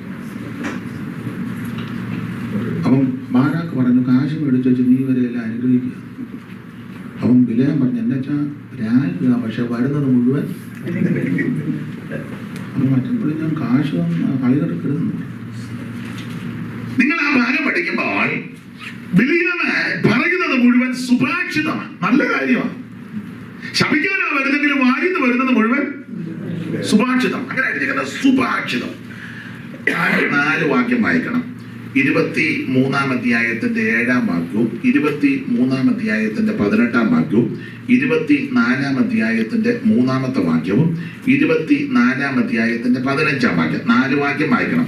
23-ന്റെ 7, 23-ന്റെ 18, 24-ന്റെ 3, 24-ന്റെ 15. 4 വാക്യം വായിച്ചേ. അവൻ സുഭാഷിതം ചൊല്ലി തുടങ്ങി. സുഭാഷിതം ചൊല്ലി. നല്ല പദങ്ങളാ. സുഭാഷിതം. ഇനി 18. അവൻ സുഭാഷിതം ചൊല്ലി. അവൻ സുഭാഷിതം ചൊല്ലി. അത് നല്ല പ്രയോഗമാ. 24:3. അവൻ സുഭാഷിതം ചൊല്ലി തുടങ്ങി. സുഭാഷിതം ചൊല്ലി. 15. പിന്നെ അവൻ സുഭാഷിതം ചൊല്ലി. സുഭാഷിതം ചൊല്ലി. ശ്രദ്ധിച്ചോ, ഈ 4 വാക്യത്തിന് കൊടുത്തിരിക്കുന്ന പ്രയോഗം സുഭാഷിതം ചൊല്ലി, സുഭാഷിതം ചൊല്ലി, സുഭാഷിതം ചൊല്ലി, സുഭാഷിതം. നല്ല കാര്യങ്ങൾ പറഞ്ഞു. പക്ഷേ വെളിപ്പാട് പുസ്തകത്തിൽ കൊടുത്തിരിക്കുന്ന ഒരു പ്രയോഗം ബിലിയാമിന്റെ ഉപദേശമാണ്. വെളിപ്പാട് 2:14. എങ്കിലും നിന്നെ കുറിച്ച് കുറഞ്ഞൊരു കുറ്റം പറവാനുണ്ട്. ഉണ്ട്. ഇസ്രായേൽ മക്കൾ ആ. വിഗ്രഹാർപ്പണം തിന്നേണ്ടതിനും ആ. ദുർനടപ്പ് ആചരിക്കേണ്ടതിനും അവരുടെ മുമ്പിൽ ഇടർച്ച വെപ്പാൻ ആ. ബാലാക്കിന് ഉപദേശിച്ചു കൊടുത്ത ബിലിയാമിന്റെ ഉപദേശം. ബിലിയാമിന്റെ ഉപദേശം. അപ്പോൾ നിങ്ങൾ, ഞാനും വായിച്ചതാ, സംഖ്യാപുസ്തകം മുഴുവൻ പഠിച്ചാൽ ബിലിയാമിന്റെ ഉപദേശം കാണുന്നില്ല. കാരണം പറഞ്ഞതെല്ലാം സുഭാഷിതമാണ്. ഏതാ? സുഭാഷിതം, സുഭാഷിതം, സുഭാഷിതം. ഞാനത് മുഴുവൻ വായിച്ചപ്പോഴെല്ലാം ഇവന്റെ ഉപദേശം ഒന്നും ഇവിടെ കാണുന്നില്ല. എല്ലാം സുഭാഷിതമാണ്. നല്ല കാര്യമാണ്. നല്ല കാര്യങ്ങൾ പറഞ്ഞു പോയി. പക്ഷേ നല്ല കാര്യങ്ങളെല്ലാം പറഞ്ഞു അവസാനം കാശ് കൊടുത്ത പാരാഗ് പറഞ്ഞ നാളെ നിർത്തിയേച്ച് നീ ഒതുക്കിയേച്ച് പോകണമെന്ന് പറഞ്ഞു. കാശ് തന്നതാണ്. അപ്പം അവൻ പറഞ്ഞ എൻ്റെ അച്ഛൻ വായിന്ന് വരുന്നതെല്ലാം സുഭാഷിതമാണ്. പിന്നെ അങ്ങനെ ഇതിന് പണിയുണ്ടെന്ന് പറഞ്ഞു. ഇവനിതെല്ലാം പറഞ്ഞ് പോകാൻ നേരത്ത് ഒരു ചെറിയ ഒപ്പിച്ച് പോയി. ഇനി ശ്രദ്ധിച്ച് വിഷയത്തോട് താതാത്മ്യപ്പെട്ട് വേണം വായിക്കാൻ. 24-ാം അധ്യായത്തിന്റെ 23 സ്ഫുടമായിട്ട് ഉറക്കെ ഒന്ന് വായിക്കണം. പിന്നെ അവൻ ഈ സുഭാഷിതം ചൊല്ലിയത്. പിന്നെ അവൻ ഈ സുഭാഷിതവും കൂടെ ചൊല്ലി. അപ്പൊ ശ്രദ്ധിച്ചേ, മറ്റ് 3-4 വാക്യത്തിൽ സുഭാഷിതം സുഭാഷിതം സുഭാഷിതം സുഭാഷിതം. മലയാളത്തിൽ അത് കുറച്ചുകൂടെ ഊന്നൽ കൊടുത്തേക്കുന്നത്. പിന്നെ അവൻ ഈ സുഭാഷിതം. ചില വാക്യങ്ങള് മനസ്സിലാകണമെങ്കിൽ ഇംഗ്ലീഷിൽ വായിക്കണം. ചില വാക്യങ്ങൾ കുറച്ചുകൂടെ ഗ്രഹിക്കണമെങ്കിൽ മലയാള ഭാഷ നല്ലതാ. മലയാളത്തിൽ തന്നെ വായിക്കുമ്പോൾ കുറച്ചുകൂടെ എന്നാൽ ചിലത് തമിഴിൽ കുറച്ചുകൂടെ എഫക്റ്റാണ്. അപ്പം ഈ 4 വാക്യത്തിൽ സുഭാഷിതം സുഭാഷിതം സുഭാഷിതം സുഭാഷിതം നല്ല കാര്യം പറഞ്ഞു. പോകുന്ന പോക്കിന് പിന്നെ അവൻ ഈ സുഭാഷിതം. അതാണ് അവന്റെ ഉപദേശം. ഈ സുഭാഷിതം. എന്തുവാ ബിലിയാമിന്റെ ഉപദേശം? ബിലിയാമിന്റെ സുഭാഷിതം. അത് വെളിപ്പാടിൽ ഇപ്പൊ വായിച്ചല്ലോ. 1, ഇസ്രായേൽ മക്കൾ വിഗ്രഹാർപ്പിതം. അതാ ഒരു ഉപദേശം. വിഗ്രഹാർപ്പിതം തിന്നണം. 2, തൂന്നടപ്പ്. അപ്പൊ ഇതിനെപ്പറ്റി വേറൊരു ഭാഗത്ത് കൊടുത്തിരിക്കുന്നത് ഇവൻ ചെയ്ത വിന. സംഖ്യാപുസ്തകം 31-ാം അധ്യായത്തിന്റെ 16-ാം വാക്യം ഒന്ന് വായിച്ചേ. 31:16. ഉറക്കെ വായിക്കാം. ഇവരത്രേ പെയോരിന്റെ സംഗതിയിൽ ബിലിയാമിന്റെ ഉപദേശത്താൽ 1, ഇസ്രായേൽ മക്കൾ യഹോവയോട് ദ്രോഹം ചെയ്യുവാനിടയാക്കി. അതാരാ? ബിലിയാം ഒപ്പിച്ചതാ. ഇസ്രായേൽ മക്കൾ യഹോവയോട്. 2, അടുത്തത് യഹോവയുടെ സഭയിൽ ബാധ വരാനും ഹേതുവാക്കി. കണ്ടോ? ഇവ മുഖാന്തരം സഭയ്ക്കകത്ത് 2 പ്രശ്നം. 1, ഇസ്രായേൽ മക്കൾ ദൈവത്തോട് ദ്രോഹം ചെയ്യുക എന്ന് പറഞ്ഞാൽ ജനത്തെ ക്രമീകരണത്തിലേക്കും വിശുദ്ധിയിലേക്കും വേർപാടിലേക്കും പ്രമാണത്തിലേക്കും നടത്തേണ്ട നടത്തിപ്പുകാര് ജനത്തെ കയറടിച്ച് കെട്ടടിച്ചു വിടുക. അങ്ങനെ വിട്ടാൽ ഇവര് ദൈവത്തോട് ദ്രോഹം ചെയ്യുക.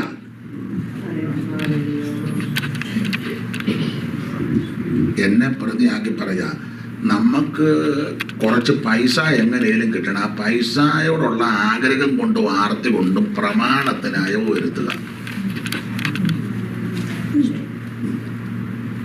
ചില ആൾക്കാർ പറയുന്നത് കേട്ടുണ്ട്, നമ്മൾ 2 or 3 കൊല്ലം ഇവിടെ ജീവിക്കുന്നു, ഇവനേലും എങ്ങനെയും ഒക്കെ ജീവിച്ചോട്ടെ, നമുക്ക് നമ്മുടെ ഒരാളെന്നോട് പറഞ്ഞു, അച്ഛാ കൊച്ചിനെ പഠിപ്പിക്കണം, അഡ്മിഷൻ എടുത്തതേ ഉള്ളൂ, ഇതെല്ലാം കാര്യമായിരുന്നു, നമ്മളിനി പ്രമാണ ഉപദേശം പറഞ്ഞു ഇവനെല്ലാം കൂടെ അപചാരമിട്ട് നമ്മളെ എങ്ങാനും ഓടിച്ചാൽ കൊച്ചുങ്ങളുടെ ഭാവി നിങ്ങൾ ഞാനിങ്ങനെ നോക്കുന്നത്. അതുകൊണ്ട് അവനൊക്കെ എങ്ങനെയും ഒക്കെ എങ്ങനെയും ജീവി. നമുക്ക് സ്തോത്രം. ഈ യാഗപീഠത്തിന്റെ കൊമ്പുകളോളം യാഗപശുവിനെ ഇവ കെട്ടിയിട്ടുണ്ട്, പക്ഷെ കയറിന് ഭയങ്കര നീളമാണ്. 2 കെട്ടുണ്ട്, ഒന്ന് കഴുത്തിൽ കൊണ്ടൊന്ന് സഭ രജിസ്റ്ററിൽ. തിങ്കൾ മുതൽ ശനിയാഴ്ച വരെ മേയേണ്ടിടത്തെല്ലാം പോയി അങ്ങ് മേയും. ശനിയാഴ്ച ആകുമ്പം വാട്സപ്പിനകത്ത് വരെ മെസ്സേജ് ഇടുക, നാളെ കാണുമല്ലോ, വലിക്കുക. മനസ്സിലാകുന്നില്ല. തിങ്കൾ മുതൽ ശനി വരെ വേണ്ടിടത്തും വേണ്ടാത്തടത്തും എല്ലാം കയറി മേയുക. കയറുകൾ ഇവിടെ കെട്ടിയിട്ടുണ്ട്, പിടിച്ച് ഞായറാഴ്ച ആകുമ്പോൾ കമ്പത്തിൽ നിന്ന് കാളെ ഇറക്കുമ്പോൾ എല്ലാത്തിനും ഹോളിനകത്തോട്ട്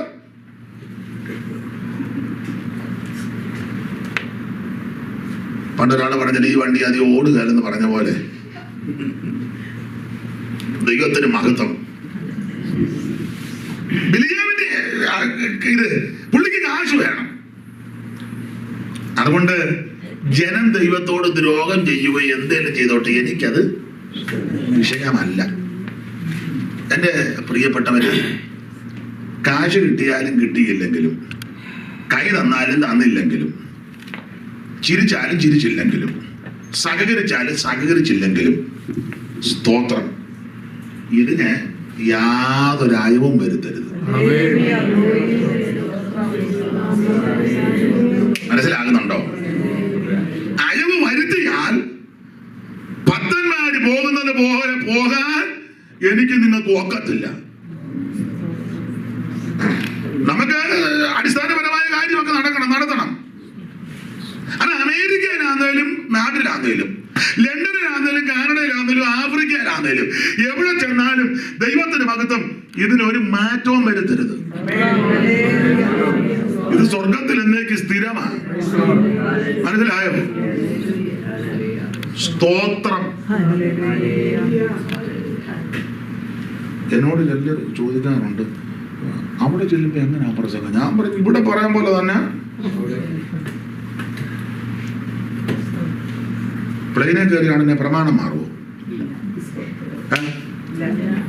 പണ്ടൊരു നല്ല വഴി ഉണ്ട് കാണാൻ തച്ച് ഉണ്ട് കാണുമ്പോ കണ്ടമുണ്ടല്ല ദേവലോകം എന്ന് പറഞ്ഞ പോലെ. എടാ, വിമാനത്തെ കയറിയ പ്രമാണം മാറുമോ? ഡ്രസ് ചെയ്യുമ്പോ മാറുമായിരിക്കും. നാട്ടിലെ പോലെ ഇവിടെ തണുപ്പാ, അപ്പൊ കൈയും ബോട്ടും ഒക്കെ കെട്ടി, അത് തെറ്റൊന്നുമല്ല. ഭക്ഷണത്തിന് വ്യത്യാസം വരും. നാട്ടിൽ ആചരിക്കാക്കുരു തിരുന്നവരിവിടെ ഒന്ന് ചുമ്മാ നട്ട്സ് കഴിക്കുക ഇല്ലേ?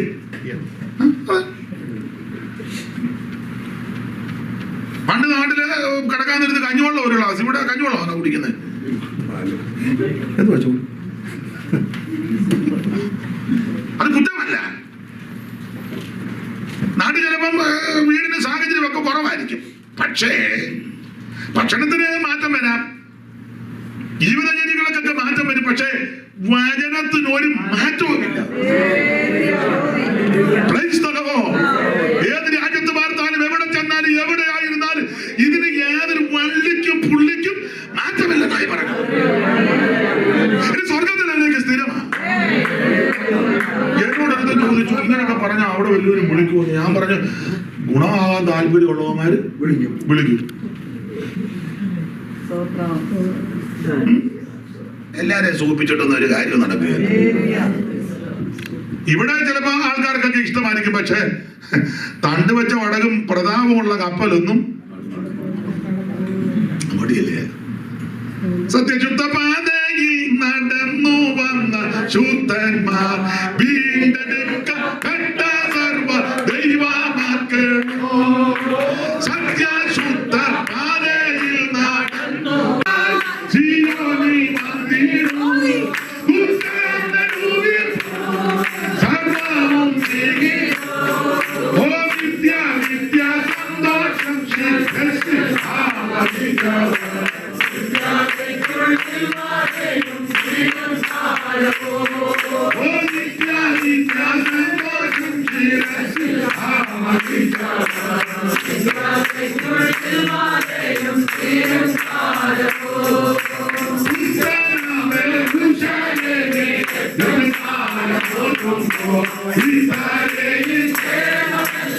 ഇന്നലെ കറക്റ്റ് 9 ഞാൻ നിർത്തി. ഇന്ന് ഒരല്പസമയം മുൻപോട്ട് പോകും. അദ്ദേഹം പറഞ്ഞാൽ പോയെടുത്തോളാം പറഞ്ഞു. അതുകൊണ്ടാണ്. എന്തായാലും കൊള്ളാം. 9:30 മുമ്പ് ആശീർവാദം പറയും. ദൈവം നിങ്ങളെ അനുഗ്രഹിക്കട്ടെ. ബിലിയാം ഇങ്ങനെ വാളുകൊണ്ട് വെട്ടുകൊണ്ട് ചാകാൻ ആഗ്രഹം. ഭക്തന്മാര് മരിക്കുന്നത് പോലെ അങ്ങനെ മരിച്ചില്ല. അതിന് കാരണമായി പറഞ്ഞു വരുന്നത്, ഭക്തന്മാര് മരിക്കും പോലെ മരിക്കണേ, ഭക്തന്മാർ ജീവിക്കും പോലെ ജീവിക്കണം. ഇവന് ജനത്തെ തെറ്റിച്ചു. ജനത്തെ ഞാൻ എന്നെ പ്രതിയാക്കി പറയുകയാ. 2 കുടുംബമോ 5 കുടുംബമോ 10 കുടുംബമോ 20 ഒക്കെ ആയിക്കോട്ടെ, ജനത്തെ തെറ്റിച്ചു വിടരുത്. ഇസ്രായേൽ മക്കൾ ദൈവത്തോട് ദ്രോഹം ചെയ്യാൻ കാരണക്കാരൻ ബിലിയാമാണ്.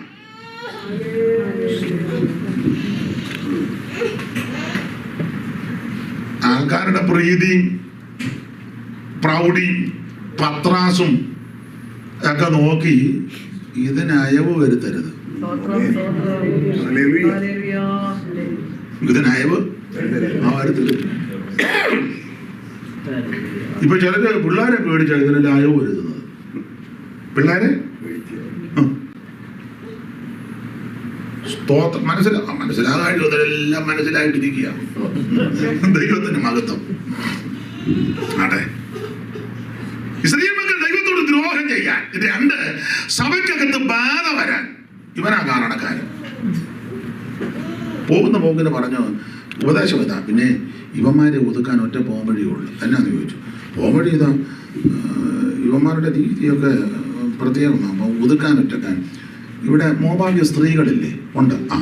അവരെ ഒരുക്കി ഇവന്മാരുടെ ഇടയിലോട്ട് വിട്ടാക്കാൻ പറഞ്ഞു. ലിപ്പിക്കുമൊക്കെ ഇട്ട് നഖത്ത് പെയിന്റും ഒക്കെ അടിച്ച് തത്തി കഴുത്തുമൊക്കെ നീട്ടി എറുകണ്ണിട്ട് വട്ടകച്ചയും പരിമളപ്പെട്ടി തകടുകൂട്ടും മോതിരവും ശാൽവയും ദർപ്പമടവും ശൂഭകടവും കണ്ണപടവും മൂടുക അറിയാമല്ലോ. 3:16 ആ പരുവത്തിന് പെണ്ണുങ്ങളെല്ലാം കൂടെ അങ്ങോട്ട്. അന്നേരം ഇവന്മാരെ പ്രൈസ് ആൻഡ് വർഷിപ്പും തീരും, ആരാധനയും തീരും, ഫാസ്റ്റിംഗ് പ്രയറും തീരും. ഇവന്മാര് അന്നേരം വേറെ റൂട്ട് മാറുമെന്ന് പറഞ്ഞു.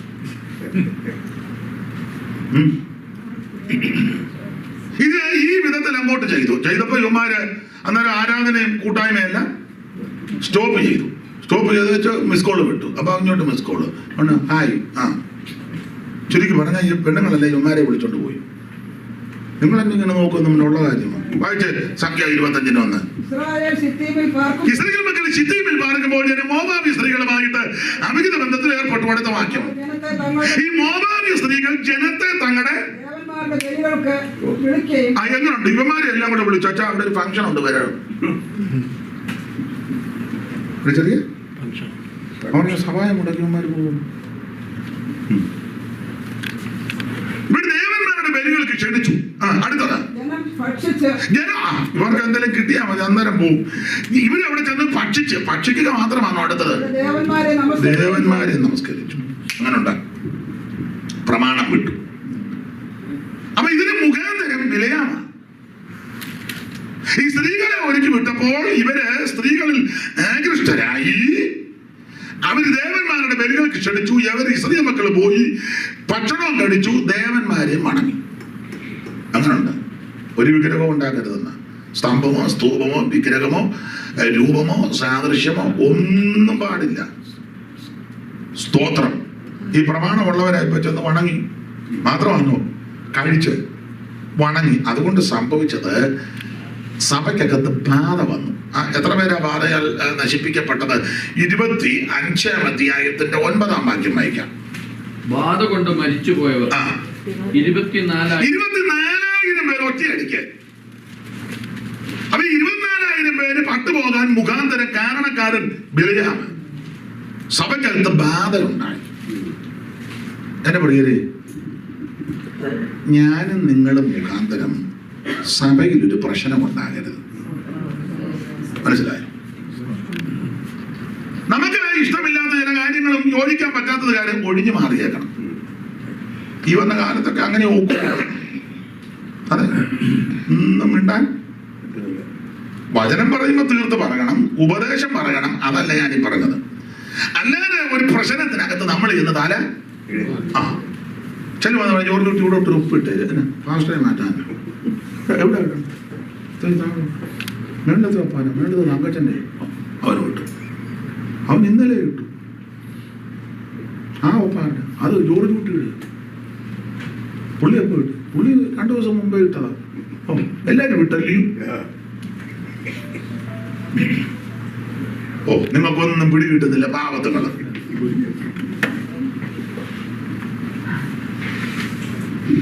സ്തോത്രം. സഭയ്ക്കകത്ത് ഞാനും നിങ്ങളും മുഖാന്തരം ഒരു പ്രശ്നം ഉണ്ടായാൽ ദൈവം വിടുകയല്ല. അതിനാ സഭ തങ്കച്ചന്റെയും പാപ്പച്ചന്റെയും ജോർജ് കുട്ടിയുടെയും കടയാച്ചന്റെയും ജോയിച്ചാന്റെയും ഒന്നുമല്ല. സഭ കർത്താൻ. ഈ നമ്മുടെ സഭയാണെന്ന് പറഞ്ഞ അതിന് ഒപ്പീരല്ല. എന്റെ സഭ, ഞങ്ങളുടെ അച്ചായന്റെ, എന്റെ ചേട്ടന്റെ സഭയാണ്. ഒരാൾ എന്നോട് പറഞ്ഞതാ.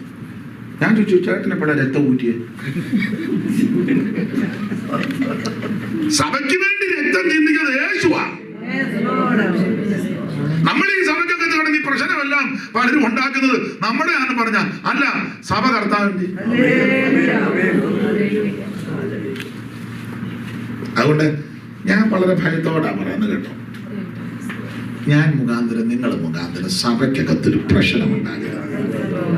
അഥവാ എന്തേലും ഒരു പ്രശ്നം വന്നാൽ നമ്മൾ മുഖാന്തരം അത് പരിഹരിക്കണം. നമ്മൾ മുഖാന്തരം അത് എരുതിക്കകത്ത് എണ്ണ പോലും ഒഴിക്കരുത്. അഥവാ ഒരാളൊരു പ്രശ്നമായിട്ട് വരിക, ബ്രദറെ നമുക്ക് സഹോദര അങ്ങനൊന്നും അല്ല, നമുക്ക് പ്രാർത്ഥിക്കാം. അഭിഷേകം വിട്. എന്നാ അഭിഷേകം? ശാന്തമാണ്. ഇത് ഇവിടെ പറഞ്ഞു തിരിക്കട്ടെ, വേറെ ആരോടും ചെന്ന് പറയരുത്. ഇന്ന് കൊണ്ടത് നടത്തണം. മുട്ടായിരിക്കും, നമുക്ക് പ്രാർത്ഥിക്കാം. ആ അഭിഷേകത്തിന് പ്രാർത്ഥിക്കാം. അല്ലെ വിക്രിക്ക് വേണ്ടി ഇതായിരിക്കണം നമ്മുടെ നടപടി. ഇതങ്ങനെ ആണോ മിക്കവരുടെ? നമ്മളിത് എല്ലാവരും അറിയിച്ചു ഇല്ല, പെട്ടെന്ന് അറിയിക്കില്ല. നമുക്ക് അടിയന്തര കമ്മിറ്റി എവിടെ കൂടും? നമുക്ക് ബേബിയുടെ വീട്ടിൽ കൂടാം. ബേബിയുടെ വീട്ടിലാകുമ്പോൾ ആരും നിർത്തുക. ഞാൻ എന്തിനാ നമ്മളെ മുഖാന്തരം ഒന്നും മരരുത് സഭയ്ക്കകത്ത്. ബിലിയാം ബാധ കൊണ്ട് വെട്ടുകൊടുത്ത് മരിക്കാൻ കാരണം 2 കാരണമാണ്. ഒന്ന്, സഭയ്ക്കകത്ത് ബാധ വരുത്തി. 2, ഇസ്രായേൽ മക്കളെ കൊണ്ട് പാപം ചെയ്യിപ്പിച്ചു. അതുകൊണ്ട് 10 മരിക്കുന്ന പോലെ മരിക്കാൻ സാധിച്ചില്ല. ഹൃദയത്തിലെ ആഗ്രഹം നടന്നില്ല. ഞാൻ പെട്ടെന്ന് നിർത്തുക, 9:30 വരെ എടുക്കുന്നില്ല. നിർത്തുക. ഒരു കാര്യം കൊണ്ട് അതിന് മറുവശം കൂടെ പറഞ്ഞ് നിർത്തിയെങ്കിലേ ഒക്കുള്ളൂ. എന്നാൽ ഹൃദയത്തിലെ ആഗ്രഹം നടന്നൊരു വ്യക്തിയുണ്ട്. അത് ഷോർട്ടായിട്ട് പറഞ്ഞു നിർത്താം. ഇന്ന് പകലും ഞാനത് സംസാരിച്ചു. മറ്റാരുമല്ല, 7ാം തലമുറക്കാരനാകുന്ന ഹാനോക്ക്. ഉൽപ്പത്തി പുസ്തകം 5-ാം അധ്യായത്തിന്റെ 21-ാം വാക്യം 24 വായിച്ചു. 24 ഹാനോക്ക് ദൈവത്തോട് കൂടെ മതി. അപ്പൊ ഹാനോക്കിന്റെ ആഗ്രഹം ദൈവത്തോട് കൂടെ മതി. തന്റെ ആഗ്രഹം ദൈവത്തോട്. നിങ്ങൾ 5-ാം അധ്യായം പഠിച്ചാൽ ഈ 5-ാം അധ്യായത്തില് വേദപുസ്തകത്തിൽ 3-4 ഹാനോക്കുണ്ട്.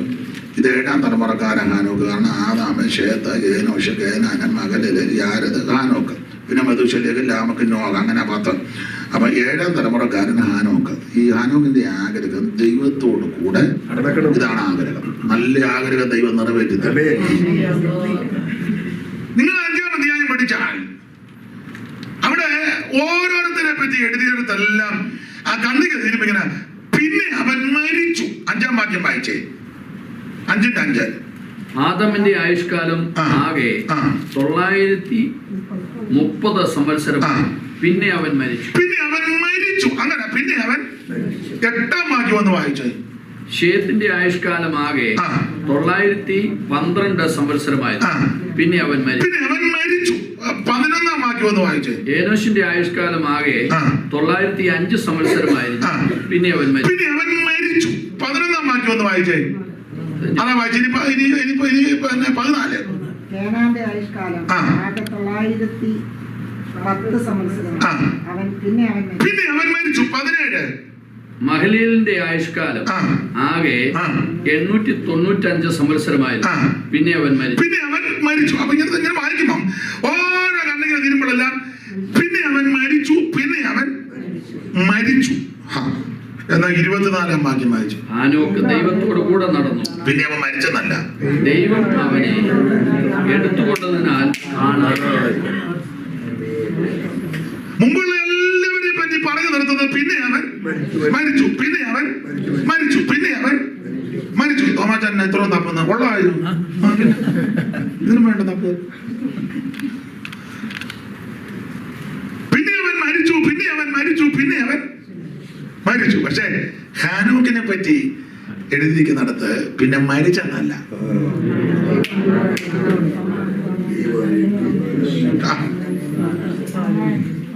ദൈവത്തിന് മഹത്വം. ആ തലമുറയിൽ ഹാനോക്കിന് ആയുസ് കുറവായിരുന്നു.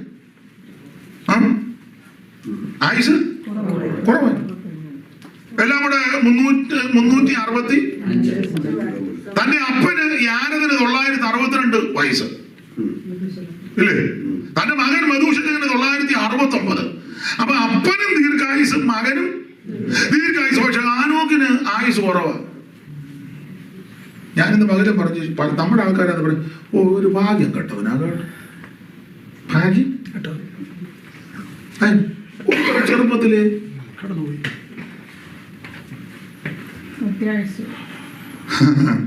ചെറുപ്പത്തിൽ പോയത് എങ്ങോട്ടാ? അതാ വിഷയം. ദീർഘായുസ് വരെ ഇരുന്നച്ച് പോകുന്നത് പരമക്കാടിലാണല്ലോ. 105 വയസ്സ് വരെ ഇരുന്ന് പോയത് എങ്ങോട്ടാ? നിങ്ങൾ ശ്വാസം പിടിക്കുന്നതിനെ സ്തംഭിക്കുന്നത്. ശ്വാസോച്ഛ്വാസം നടക്കട്ടെ. വലിയ അസുഖം വന്നാൽ പിന്നെ അതിന് പ്രാർത്ഥിക്കണം. ഞാൻ വചനത്തിൽ നിന്നൊരു കാര്യം പറയുന്നല്ലേ ഉള്ളൂ. ദൈവത്തിന്റെ മഹത്വം. എന്റെ ബഹുമാന്യനായി പ്രിയപ്പെട്ടവരെ, ഇവിടെ എത്ര കൊല്ലം ജീവിച്ചിരിക്കുന്നു എന്നുള്ളതല്ല വിഷയം. ജീവിച്ചിരിക്കുന്ന കാലങ്ങളിൽ നീ എത്ര കൊല്ലം ദൈവത്തോടു കൂടെ ഉണ്ട്. ആ 365 വർഷമേ ജീവിച്ചുള്ളതിൽ 300 വർഷവും ദൈവത്തോടു കൂടെ. 300 കൊല്ലം. ആമോസിന്റെ പർവ്വതത്തിലുണ്ട് 2 പേര് ഒത്തിട്ടല്ലാതെ എങ്ങനെ നടക്കും? ഞാൻ ഇന്ന് പകലും പറഞ്ഞു, ദൈവം ഹാനോക്കിനോട് ഒക്കുകയല്ല, ഹാനോക്ക് ദൈവത്തോടൊക്കുക. ഇപ്പൊ നമ്മുടെ ആരാധനയിലും കൂട്ടായ്മയിലും ശുശ്രൂഷയിലെല്ലാം നമ്മൾ ദൈവത്തെ ഇങ്ങോട്ടങ്ങ് പ്രവർത്തിച്ചാട്ടെ. പുള്ളി തന്നല്ലാതെ നിന്നെ പുള്ളി പേടിച്ചായിരിക്കും. ഇവനെല്ലാം കൂടെ എന്റെ പ്രിയരെ, പ്രാർത്ഥിക്കുമ്പം അപേക്ഷയാ കൊടുക്കുന്നത്. സ്തോത്രം. ചില പ്രാർത്ഥനയൊക്കെ കേട്ടാൽ നമ്മൾ അന്തം വിട്ടു പോകുക. പണ്ടൊരു കഥ കേട്ടുണ്ട്. ഒരാൾ പ്രാർത്ഥിച്ചുകൊണ്ടിരുന്നപ്പോൾ സ്വർഗത്തിൽ ദൂതന്മാർ കണ്ട് ദൂട്ടി പരക്കം പായും. എന്നാ ചോദിച്ചു? ഡിക്ഷണറി തപ്പുക. കാരണം ഡിക്ഷണറിക്കകത്ത് പോലും ഇല്ലാത്ത വേട അങ്ങോട്ട് ഇത് അറിഞ്ഞേച്ച് വേണ്ടേ ഇത് മറുപടി കൊടുക്കാൻ. ദൂതന്മാർ കൂടെ ഡിക്ഷണറി കൊണ്ടുപോകണോ? ചെറിയ അച്ഛൻ തുടങ്ങി നോക്കണ്ടില്ല. ദൈവത്തിന്റെ മഹത്വം.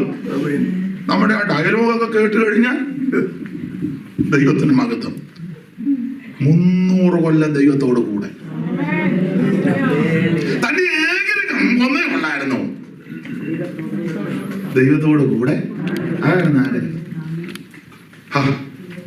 ആഗ്രഹം ദൈവം അങ്ങ് നിറവേറ്റി. ഒരു സുപ്രഭാതത്തിൽ ദൈവം വന്നേച്ച് പറഞ്ഞു, മോനെ ഹാനോക്കെ, എന്റെ ഭാഷയാ, ഓ എന്തോ അപ്പച്ച, നമ്മളിപ്പോ എത്ര നാളായി നടക്കാൻ തുടങ്ങിയിട്ട്? അവൻ ആരോ പറഞ്ഞു, അപ്പച്ച ഇപ്പൊ 300 കൊല്ലമായി. ഇനി നടക്കണ്ട. അയ്യോ, എന്റെ ആഗ്രഹം എനിക്ക് അപ്പച്ചന്റെ കൂടെ. അതാ പറഞ്ഞു, ഇനി നടക്കണ്ട, ഞാൻ നിന്നെ എടുത്തോട്ട് പോവാ. നിന്റെ ആഗ്രഹം അതല്ലേ, എന്നോട് കൂടെ. ഞാൻ നിന്നെ അങ്ങ് കൊണ്ടുപോവുക. പൗലോസ് ഒരു പദം പറഞ്ഞത് നമുക്കെല്ലാം അറിയാം. ഇങ്ങനെ നാം എപ്പോഴും കർത്താവിനോട് കൂടെ നല്ല ആഗ്രഹങ്ങളെ നിറവേറ്റി തരുന്നൊരു ദൈവമാണ്. അതിലെ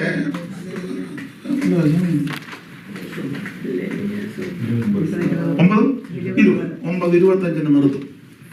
9:30 മുന്നേ നിർത്തുമെന്ന് പറഞ്ഞാൽ നിർത്തും. 9:25 കറക്റ്റാണ്.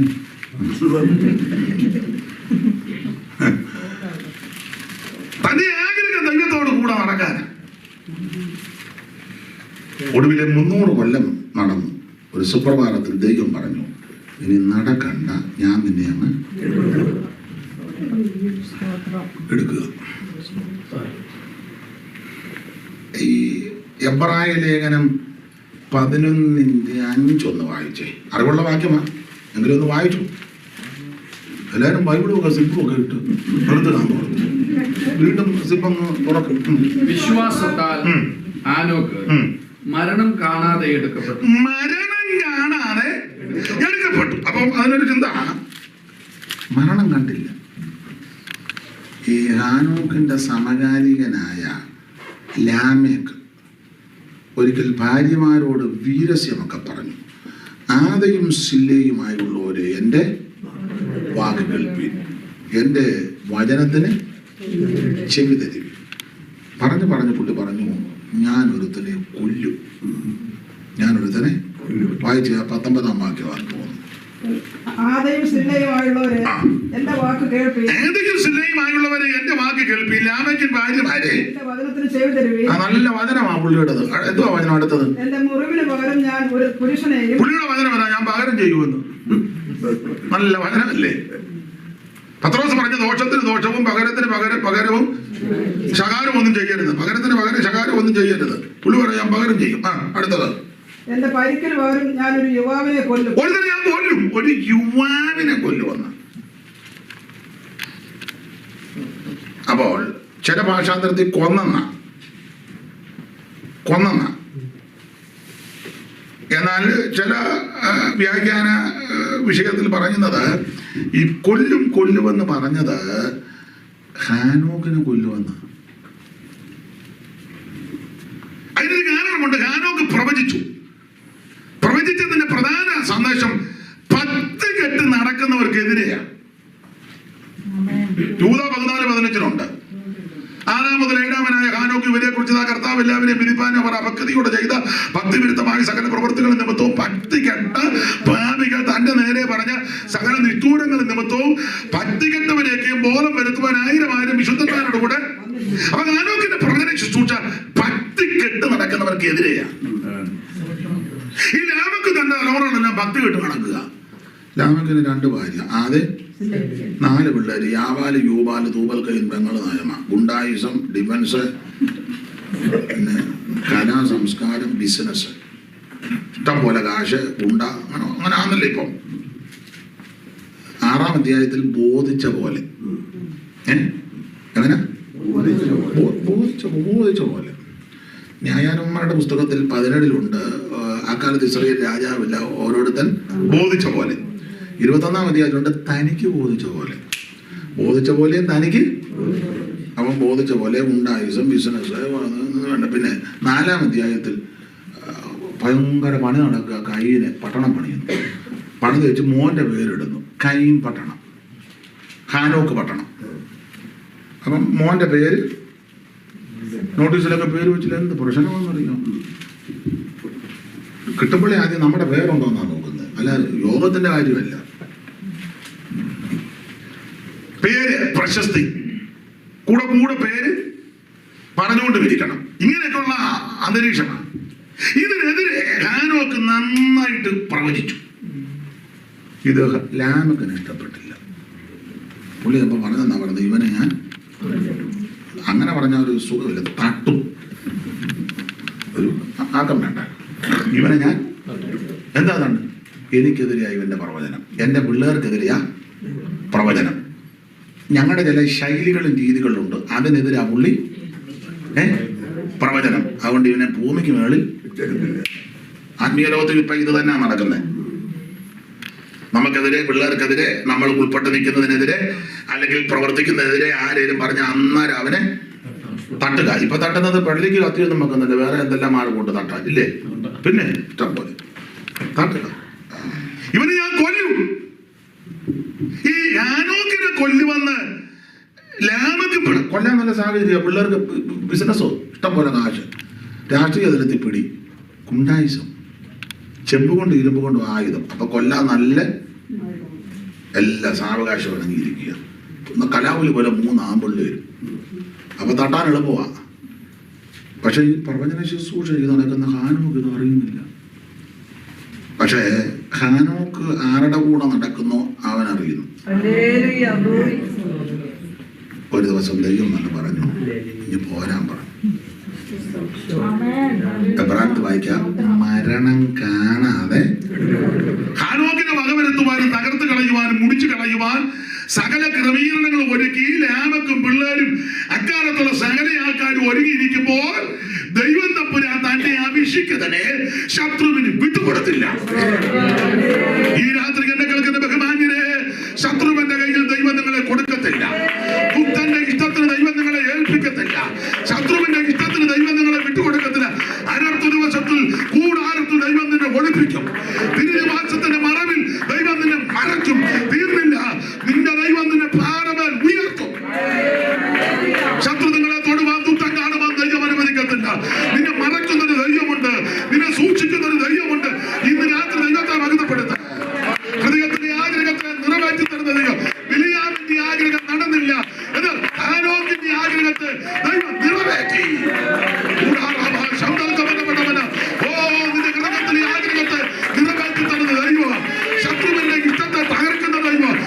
നിനക്ക് വിരോധമായിട്ട് ഉണ്ടാക്കുന്ന ഒരായുധവും ഫലിക്കത്തില്ല. വിശ്വസിക്കുന്നവരും രാത്രി സ്വോത്രം ചെയ്യുക. ഭയങ്കരമായ ചീറ്റൽ മതിലിന് നേരെ ആഞ്ഞടിക്കുമ്പോൾ എളിയവർക്ക് കറ്റത്തിൽ കോട്ടയും ഉഷ്ണത്തിൽ തണലും കൊടുങ്കാറ്റ് ശരണമാണ്. ഇന്ന് രാത്രി നമ്മളെ സൂക്ഷിക്കുന്ന, മറയ്ക്കുന്ന ദൈവം, പരിപാലിക്കുന്ന ദൈവം, ഹൃദയത്തിലെ ആഗ്രഹത്തെ നിറവേറ്റി തരുന്ന ദൈവം. അല്പസമയം ദൈവത്തെ സൂക്ഷിച്ചാട്ട്, അല്പസമയം എല്ലാവരും ദൈവത്തെ മഹിതപ്പെടുത്താം.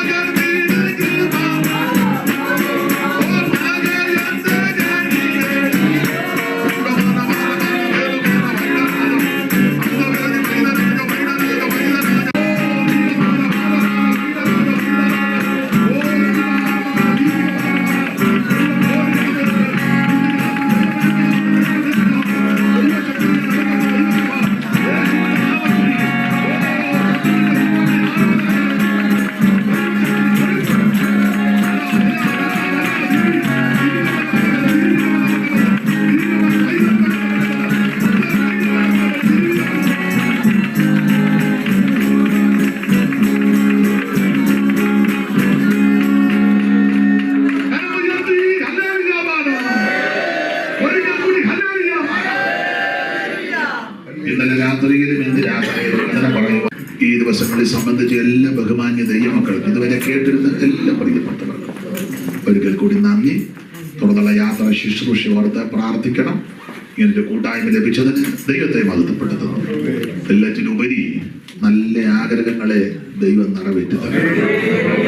ബിലിയാമിനെ പോലല്ല, ഹാനോക്കിനെ പോലെ ദൈവത്തോട് കൂടെ വസിപ്പാൻ ദൈവം എല്ലാവർക്കും കൃപ നൽകട്ടെ എന്നും നല്ല അവകാശവും അന്ത്യവും പ്രാപിപ്പാൻ ഏവരെയും ദൈവം സഹായിക്കട്ടെന്ന് ആശീർവദിച്ചു പ്രാർത്ഥിച്ചു വാക്കിൽ നിന്ന് വിരമിക്കുന്നു. ദൈവം നിങ്ങളെ എല്ലാവരെയും അനുഗ്രഹിക്കുമാറാകട്ടെ. Thank you.